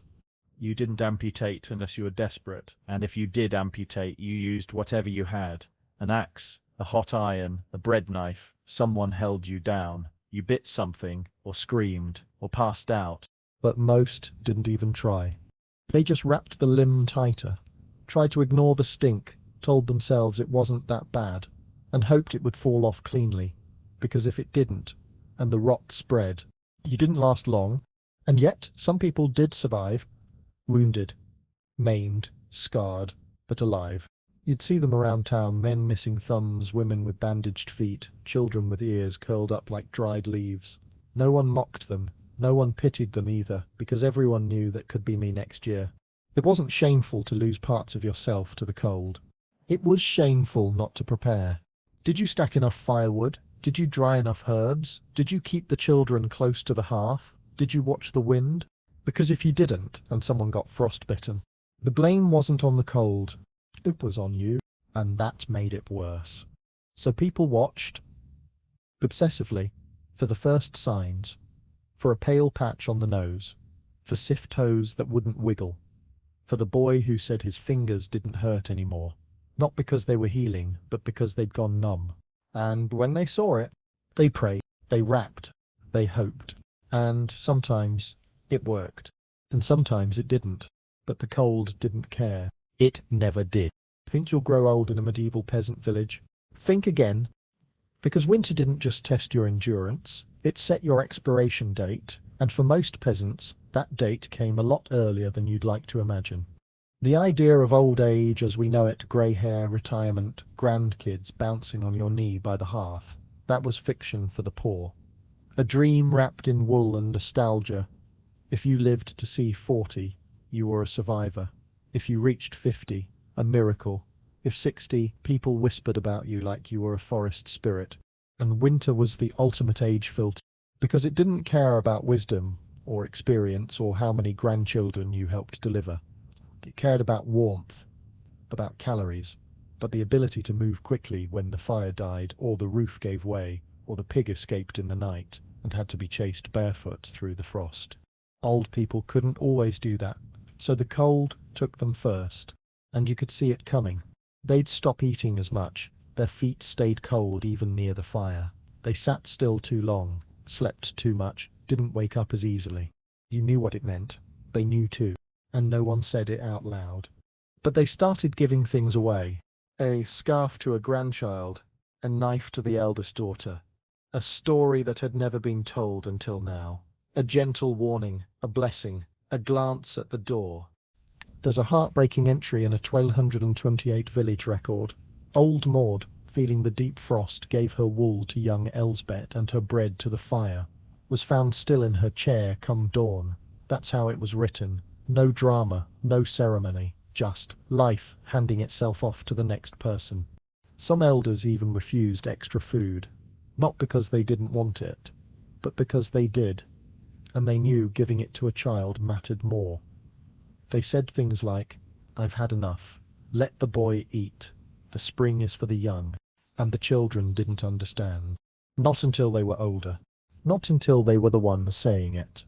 Sometimes families made a bed just for the dying, not far from the fire, close enough for warmth, but far enough to spare the healthy from the smell of sickness or rot. They called it the quiet corner. It wasn't abandonment. It was respect. You gave them their space. You brought broth. You sat with them, listened. And when they stopped speaking, you watched their chest until it didn't rise again. Then you sat a little longer. Then you got up, because grief didn't pause winter. Old age wasn't seen as a reward. It was a burden of luck. You carried the memories of everyone who didn't make it.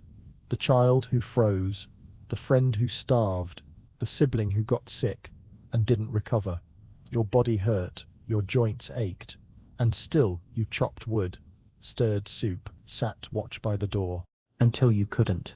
And when your time came, you didn't beg. You pulled your cloak tight, folded your hands, looked into the fire, and let go. And when the others woke, they didn't cry, not always. They lit the fire again, they wrapped your body in cloth. They said your name into the smoke, and then they braced for another night, because winter didn't mourn, but the people left behind did, quietly, constantly, completely. Want to know what true fear feels like? Try travelling in medieval winter. Leaving your village on foot in the middle of January with no map, no lantern, and a path that's more mud and memory than road was like stepping into the mouth of something that didn't care if you came back. And most people didn't, not because they were reckless, but because sometimes they didn't have a choice. A sick relative in the next hamlet, a missing sheep, a market errand that couldn't wait, the delivery for the Lord's steward, a pilgrimage, even a spiritual desperation tangled with frost-bitten toes and whispered Hail Marys. Whatever the reason, they walked, wrapped in everything they owned. Cloaks layered on cloaks, socks stuffed with straw, cloak hoods tied tight with frozen breath, frosting the edges. Some dragged sledges, others led stubborn donkeys with frost crusting their ears. And if they were lucky, they stayed on the road. Because veer just a little to the left, you'd end up in a ditch. To the right, a frozen stream under deceptively thin ice. And straight ahead, wolves, or worse, emptiness. Because medieval roads weren't roads, they were suggestions. Dirt paths turned to slush, slush turned to ice, and ice turned to cracked earth riddled with hoofprints, wagon ruts, and the occasional frozen puddle hiding a pit underneath. And if you fell, you'd lie there, breathing fast, praying someone heard, hoping the snow didn't start again, because if it did, and you couldn't walk, you vanished. There's a chilling, no pun intended entry from a tax roll in 1303 that lists one Gundyric, a Thatcher's apprentice, as lost to the drifts between Thornby and Red Ash. That's it, no body, no burial, just gone, swallowed by the road. Travellers marked trees with charcoal symbols to find their way back, hung bits of wool on low branches, counted fence posts like rosary beads, and if they were smart, they travelled in pairs, because no one wanted to be alone when the light failed. That was the real danger, the failing light, because even the brave who set out in the morning often found themselves caught by nightfall. Shadows came fast in winter, faster than expected, and the moment the sun dipped behind the horizon, every hill looked unfamiliar. Every noise became a warning. Did you hear that? Was it the wind, or was it something moving in the trees? Peasants told stories of the white man, not a person, but a ghost of winter, faceless and tall, who walked the snow paths looking for those who travelled too far, too late, too alone. If you saw him, it was already over. Silly, maybe. But when the sky turns black and your torch burns out and the cold numbs your toes and your thoughts and your very sense of direction, you believe anything. Even when you made it to your destination, you weren't safe. Inns weren't always open. Neighbours didn't always welcome surprise guests in lean months. You might sleep in a barn, or under a wagon, or crouched behind a hedge, trying to share warmth with a dog you didn't know. And getting back? That was another gamble. So most people didn't travel. They stayed put, sent word through others, waited for spring, risked being seen as lazy or rude, because being dead wasn't much of a social improvement. And those who did travel, they were remembered. Either because they made it back, clinging to life, frost clinging to their lashes, or because they didn't. Either way, the lesson stuck. The road in winter doesn't forgive, and your best protection wasn't a weapon or money or even wool. It was company. A second set of feet, a second pair of eyes, a hand to pull you up if you slipped, a voice to call you back if you wandered. Because in winter, being alone was just another way of being lost. If you think medieval winter was hard on people, try surviving it as an animal. Because while peasants suffered the frost, their animals lived through something worse, the cold, with no idea why it was happening. Cows, pigs, goats, chickens, every single one of them had to be kept alive, barely in structures that were more suggestion than shelter. And keeping those animals alive wasn't just about compassion, it was your survival plan. No cow, no milk. No goat, no cheese. No pig, no spring sausage. No chickens, no eggs. No animals at all? You're not making it to May. So winter became a balancing act between keeping yourself alive and keeping everything else from dying. Let's start with the buildings. Most peasants didn't have a separate barn. You know what they had? A shared house. Yes, shared. Animals often lived inside the same building as the people. Not in a cute little house on the prairie way. In a the cow sleeps on the other side of the room way. In a don't step in pig crap when you wake up way. It wasn't gross, it was body heat. Cows run hot, goats run loud. And chickens give off just enough warmth to keep the inner walls above freezing, barely. You didn't name them. Not usually. Naming made it harder when the time came to slaughter. But you watched them. Every twitch. Every limp. Every breath. Because if one animal died, it wasn't just sad. It was catastrophic. You'd try to keep them fed, but the fodder ran out fast. You rationed hay, saved kitchen scraps, fed them mouldy grains you wouldn't risk for your kids, but still hoped wouldn't kill the livestock either. Some people made hay tea. You'd soak what little dried grass you had in warm water, strain it and feed it to goats or sheep just to trick their stomachs into accepting something. It usually didn't work. Chickens were the first to go. They were fragile, not built for frost. You'd find them still, necks tucked, eyes frozen open, and then came the goats. Sometimes you'd wake up to silence.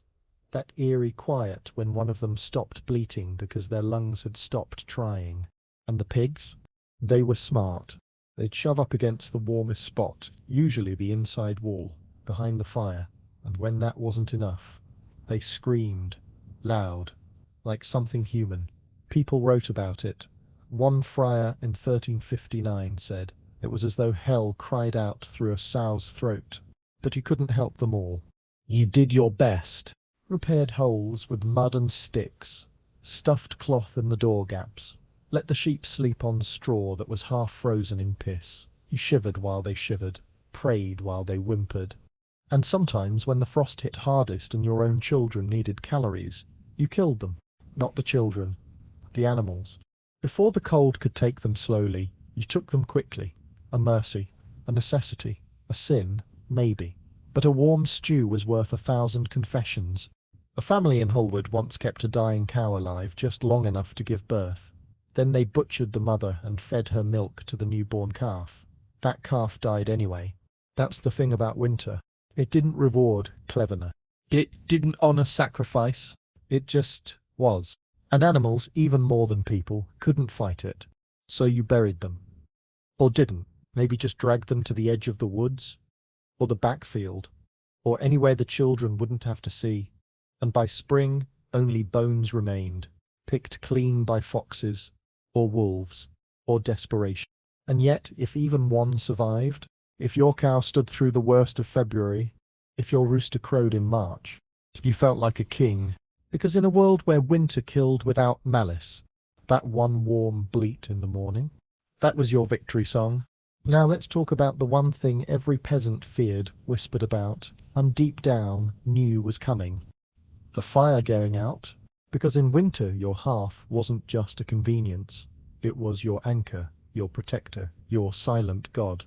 And if the fire died in the middle of the night, you didn't just wake up cold. You woke up endangered. No fire meant no warmth. No warmth meant slow death. Not dramatic, not sudden, just a creeping stillness that started in your fingers and ended in your bones. It meant frozen water jugs, frost-bitten toes, snot that crystallized before it hit the floor. It meant children shivering until they couldn't speak. It meant your last cooked meal might stay your last. So peasants became obsessed with tending the hearth. They had tricks. One favorite, the firebed. You didn't let the fire blaze high all night. It would burn out too fast. Instead, you'd let it burn down to coals and then bury them, in ash, in straw, in a mix of dung and earth if that's all you had. The goal was to smother the heat, not kill it, so it could be resurrected at dawn. Think of it like hibernating flame. If you did it right, you'd wake to a warm glow just beneath the grey. A poke here, a breath there, a few dry twigs, and the fire would rise again. If you did it wrong, you'd wake to cold black death.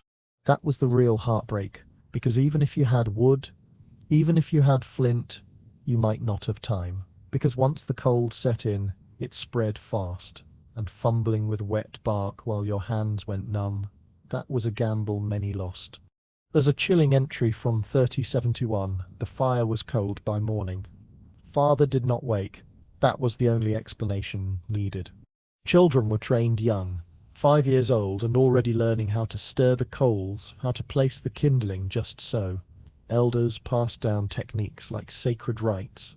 Never leave the ash too thin. Never trust a coal by its colour. If it hisses, it's not ready. These were survival mantras. And if a neighbouring home still had fire, you sent someone, usually the youngest or the fastest. You wrapped them up like a turnip, handed them a clay pot or a bundle of moss, and sent them out into the snow to steal fire. Yes, steal. Not out of malice, but necessity. Neighbours rarely refused, because they knew your hearth might fail next. And when it did, you'd hope for the same mercy. But that didn't mean there wasn't shame. A woman named Edda, from a tiny village north of York, once wrote in her prayer book margins, "Took flame from Gretel's hut." Did not speak. She watched me and said nothing. That silence, heavier than any snowstorm. Losing your fire wasn't just dangerous, it was a confession. That you'd failed, that your preparation hadn't been enough, that your strength, your faith, your household fiffleland had cracked, just a little, but enough for the cold to slip in and laugh. There were even rituals for protecting the hearth. Some sprinkled salt in a circle around it. Others left a piece of bread near the embers for the flame spirit. Some whispered prayers before bed. Let the red sleep, let the black remember. It sounds like poetry now. Back then, it was insurance. And when someone died in the house, you put the fire out yourself. Not immediately, not rudely, but soon. It was a gesture of respect, a recognition that the warmth wasn't enough, that the home had failed to hold on to life. You let the hearth go cold for one night. Then you lit it again, with a new flame from a new ember, a symbol of starting over. Because as long as the fire lived, so did you. And no matter what else winter took, your goats, your bread, your patience, it could never truly defeat you, if your fire still burned. Ever heard the phrase winter madness? Medieval peasants had their own words for it. Deep frost sorrow, the night thoughts, ghost breath. But whatever you called it, everyone knew what it meant. The slow unravelling of your mind after too many cold nights, too little sunlight, and far, far too much silence. You see, people think of winter as peaceful, quiet, serene. They've never been in a medieval hut during a February week with no food, no firewood, and nothing to do but wait. No phones, no books, no distractions, just the wind whining through the thatch, the baby coughing in the dark, the growing certainty that something is scratching at your sanity from the inside. It started small. You'd forget what day it was. Say something twice. Misplace the fire poker. Blame a child for something they didn't do. Snap at your wife because the soup was too thin. Then came the pacing, the muttering, the stares into corners, and then the dreams. People swore the cold let spirits into their heads. That when you were too weak to resist, old ghosts slipped into your sleep and whispered ugly truths. Some said they saw faces in the fire, heard knocking that no one else heard, smelled soil, grave soil, in the middle of the room. A shepherd in 3026 reportedly wandered outside without shoes and walked into the river. His wife said he'd been talking to his dead brother all week, and she wasn't surprised, because winter did that. It isolated you. Not physically, you were surrounded by family, but emotionally, you were in a box, a frozen box, with no door and no air. Children stopped playing. They whispered instead. Grown men stopped laughing. Women covered the windows with cloth, not for insulation, but to keep the long dark from staring in. Some villagers told stories of the white silence, a quiet so heavy it pressed on your chest, made you forget how to pray, made you wonder if spring would ever come again. Not logically, but viscerally. Deep in your bones you began to doubt. And that's when things got dangerous. Because people started to give up. They stopped feeding the fire, stopped eating, stopped talking, just curled up and waited. And unless someone noticed, unless someone slapped them, shouted, forced broth into their mouth, it was over. They weren't dead from disease, not from hunger, but from the cold inside. Monasteries recorded it as melancholia frigida, cold sorrow. One monk described it as the still death which enters the heart before the flesh. He wasn't being poetic, he was being terrified. To combat it, villagers invented rituals. They sang songs, not joyful ones, but noisy ones, clapped offbeat rhythms, told scary stories, believe it or not, because fear was something and something was better than none. Some mothers would draw faces on stones, name them, and make their children talk to them. Keep Thomas company, they'd say. He doesn't like the silence. There are records of laughter feasts, where families would take turns telling the most absurd lies they could imagine. One man claimed he saw a pig fly over the church and drop an egg on the Lord's hat. The others howled. Not because it was funny, but because if they didn't laugh, they'd cry, or worse, stop caring. Because winter didn't just freeze bodies, it froze spirits. And unfreezing took more than warmth. It took will, a reason to stay. Sometimes that reason was a baby. Sometimes it was stubbornness. Sometimes it was the promise of planting season, or the stupid goat that still needed milking. And sometimes it was just a voice. Someone saying, "You're not alone, we'll make it through." And maybe they were lying. But sometimes the lie kept you breathing until spring. You want to know the strangest part? The cold didn't just kill. It connected. Because as much as winter isolated people mentally, physically, spiritually, it also glued them together in ways no sunny day ever could. In summer you had space. In fall you had chores. In spring you had hope. But in winter, you had each other. And only each other. Crammed into a smoky hut. Eating from the same bowl, sleeping in a tangle of elbows and knees, with no privacy, no pause, no break, breathing the same breath, listening to the same stories over and over, because the snow outside made new stories impossible. And weirdly, it worked. Because winter, for all its cruelty, forced people into closeness. It reduced the world to a single room, a shared meal, a crackling hearth, and that meant no one could hide. Not from the smell, not from the snoring, not from the grief, not from the joy either. You knew when someone was sick before they said it. You could hear it in their cough. You noticed when someone stopped singing while fetching wood, when they lingered too long by the door. And you noticed when they smiled too. When a child laughed unexpectedly, when someone said something so stupid the whole room wheezed with laughter for 5 full minutes. There's an intimacy in hardship that nothing else recreates.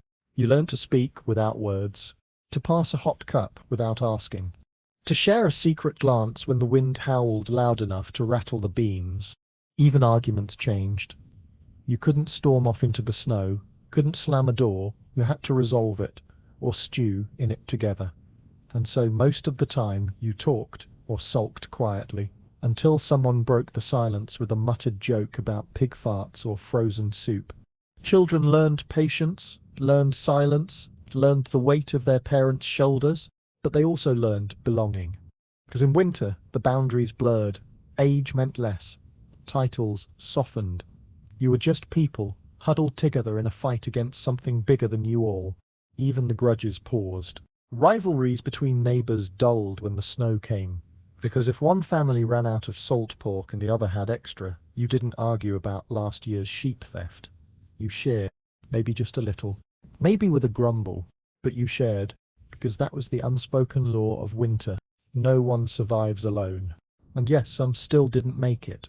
But when they didn't, someone remembered them, told their stories, named a kid after them, or planted something in the spring where they used to sit. That's how memory worked in peasant life. Not written, not etched, but lived. So by the end of winter, you weren't just surviving. You were part of a living, breathing archive, a network of hands and hearts that, despite the rot and the hunger and the wind that never stopped whistling through the cracks, refused to let go of each other. Because if you did, you weren't just letting go of warmth. You were letting go of the last thing that winter hadn't taken: humanity. And somehow, even in the worst years that survived, ever wonder what the first sign of spring felt like to a medieval peasant? It wasn't flowers, not yet. It wasn't birdsong, too early. It wasn't even sunshine, really, because medieval skies stayed grey well into March. No, the real first sign was mud. Ugly, sticky, soul-sucking mud. But to a peasant who'd survived the winter, that sludge was a miracle. Because it meant one thing: the freeze was losing. Your feet no longer crunched on frost, they sank. The ground was waking up, sloppy and resentful, but awake. Water dripped from rooftops. The snowmelt gurgled through ditches. And suddenly the air didn't hurt your lungs quite as much. You could smell things again: manure mostly, and rot, but also wood smoke, fresh rain, damp wool, and once in a while something like green. You didn't say it out loud though, not yet. That would jinx it, because March was a liar. It gave you a warm morning, then punched you with hail by sunset.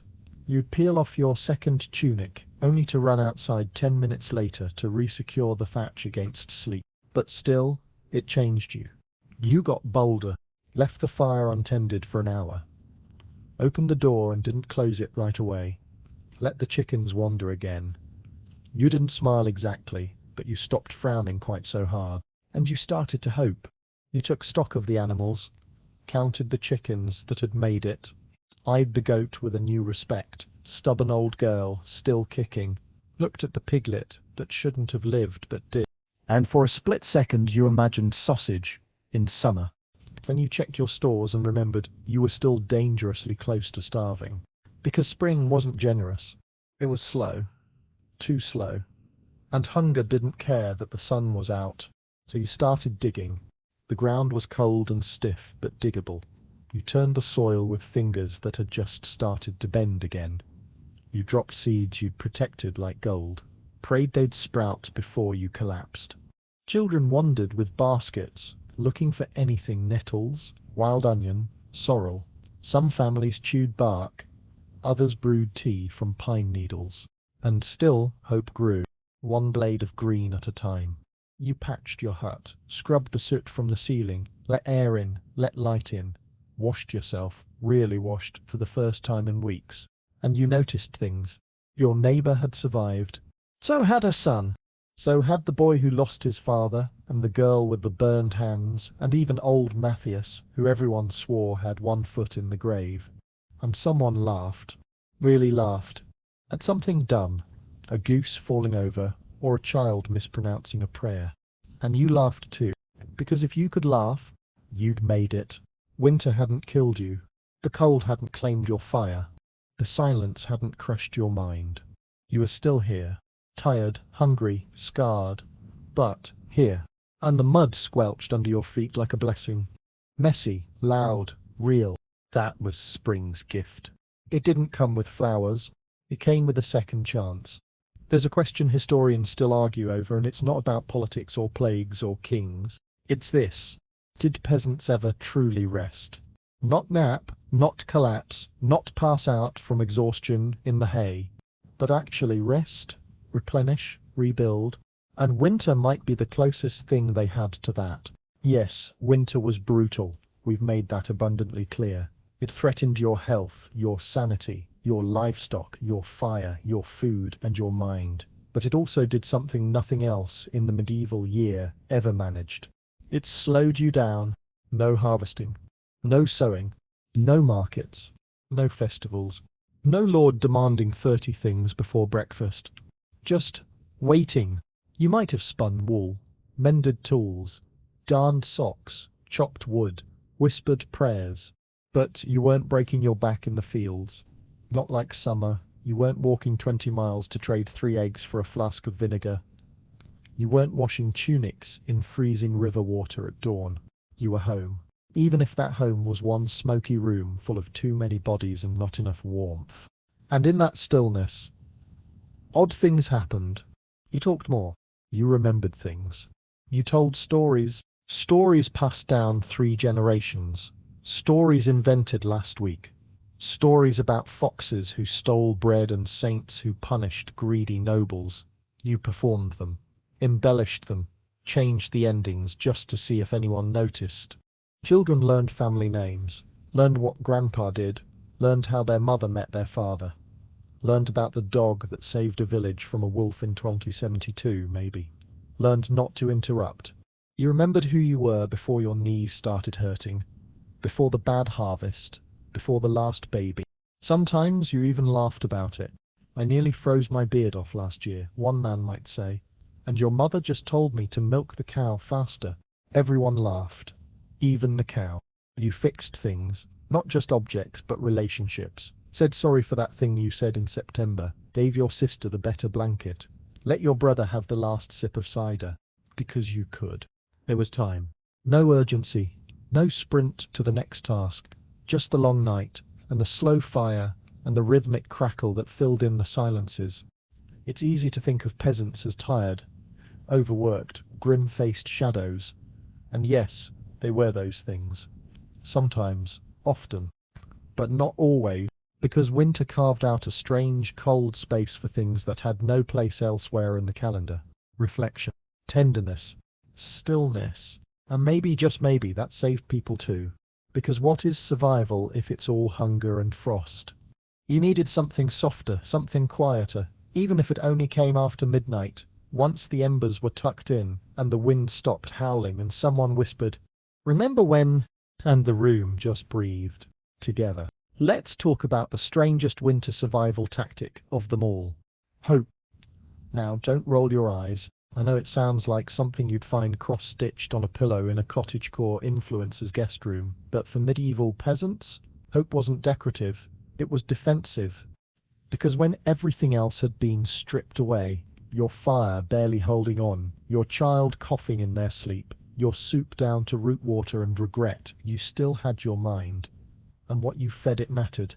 So peasants fed it stories of spring, not just the season. The return of life, of growth, of colour. Because don't forget, winter wasn't just cold, it was colourless. Greys, whites, browns. The world went dull, bleached by frost and silence. So spring was colour re-entering the world. You told your children the snowdrops come first, little white heads poking up through the thaw. Then the primroses, then the frogs, then the bees. They didn't believe you at first. Not really, because when your window's iced over and your toes are purple, flowers feel like lies. But you kept telling them, because it kept you going too. You planned your garden, even if you didn't have seeds yet. You imagined the taste of the first radish.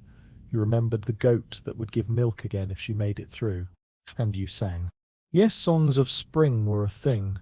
Not for performance, not even in tune. Just quiet little murmurs about warmth and birds and the river breaking free. In Norfolk, there's a record of a lullaby from 1382, sung by a mother who'd just buried her husband. Hark, the stream beneath the hill. It waits for sun, it sings still. It's barely a song, but it meant everything. Because she wasn't singing about now. She was singing about what could be. And that mindset, that thread-thin rope of imagination stretched from the worst parts of February all the way to April. Even those who didn't believe in saints or miracles believed in the wheel. That time turned, that nothing lasted forever, not even this. They etched it into wood, painted it on parchment, the wheel of the year. Turn, turn, turn. Winter goes, spring comes, summer blooms, fall harvests, and back around again. So even when your belly was empty, even when the snow covered the door, even when your neighbour hadn't moved since morning and no one dared check if he was still breathing, you still believed this will not last. And that belief, that fragile, irrational, unreasonable hope, it made peasants get up again, stoke the fire again, boil the water again, pull the blanket over their child again. Not because it would definitely get better, but because it might. And might was enough. Hope was the one thing winter couldn't freeze, couldn't kill, couldn't bury in snow, because as long as you kept that one ember inside you, you were never fully cold. Now we come to the most unbelievable part of this whole survival story. Some people actually liked winter. No, really. Not many, but a few strange souls, usually old, usually half-blind, usually missing most of their teeth, would lean back by the fire, scratch their knees through 5 layers of wool, and sigh. Peaceful, innit? And everyone else in the hut would just stare at them like they'd gone fully mad. But maybe they hadn't. Because here's what those old folks knew. Winter was the only time you were allowed to stop pretending. In spring, you pretended the seeds would take. In summer, you pretended the harvest would be enough. In fall, you pretended the cellar would hold out. But in winter, no illusions, no bravado, no pretending. Everything was raw. Honest. If your body hurt, you said so. If your soul hurt, you sat closer to the fire and let the silence hold you. If someone you loved died, you didn't run from it. You just sat there. And that stillness, that brutal, naked stillness, for some, it felt like truth. Old Brannan, he lived in a collapsing hut near the eastern woods, was famous for saying, "It's only in winter folk show their real face," and he wasn't wrong. The bravest cried, the stingiest shared, the loudest went quiet, and the quietest, sometimes they saved everyone. Because winter didn't just test your body, it revealed your character. Who rose first to stoke the fire? Who gave their blanket to the old man? Who snuck a turnip into the widow's basket? Who lied and said they weren't hungry? And who stayed soft? That was the rarest thing of all. Because winter hardened people, that was inevitable. But if you came out the other side still kind, that was holy. And maybe that's what those old peasants liked. Not the cold, not the hunger, but the clarity. Nothing fake could survive frost. No performance, no mask. Only the true thing stayed.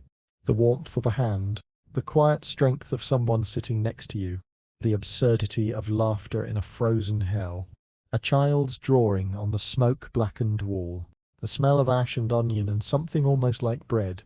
These were the things that made it worth it, not because winter was beautiful, but because what survived winter was.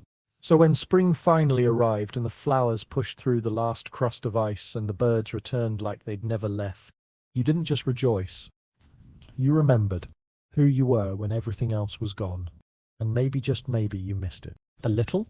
Because in that cold, cracked, quiet place, you found something so rare it had no name. Let's just call it real. And now, the final night. Because yes, winter always ends. But not without a last test. See, the cold doesn't just leave. It lingers.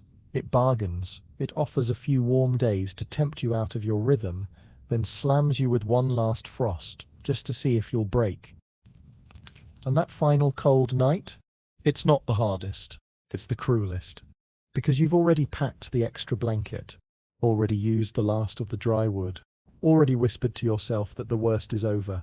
So when the wind comes back, cutting sharper than ever, like it's angry you survived, you feel something deeper than cold. You feel mocked.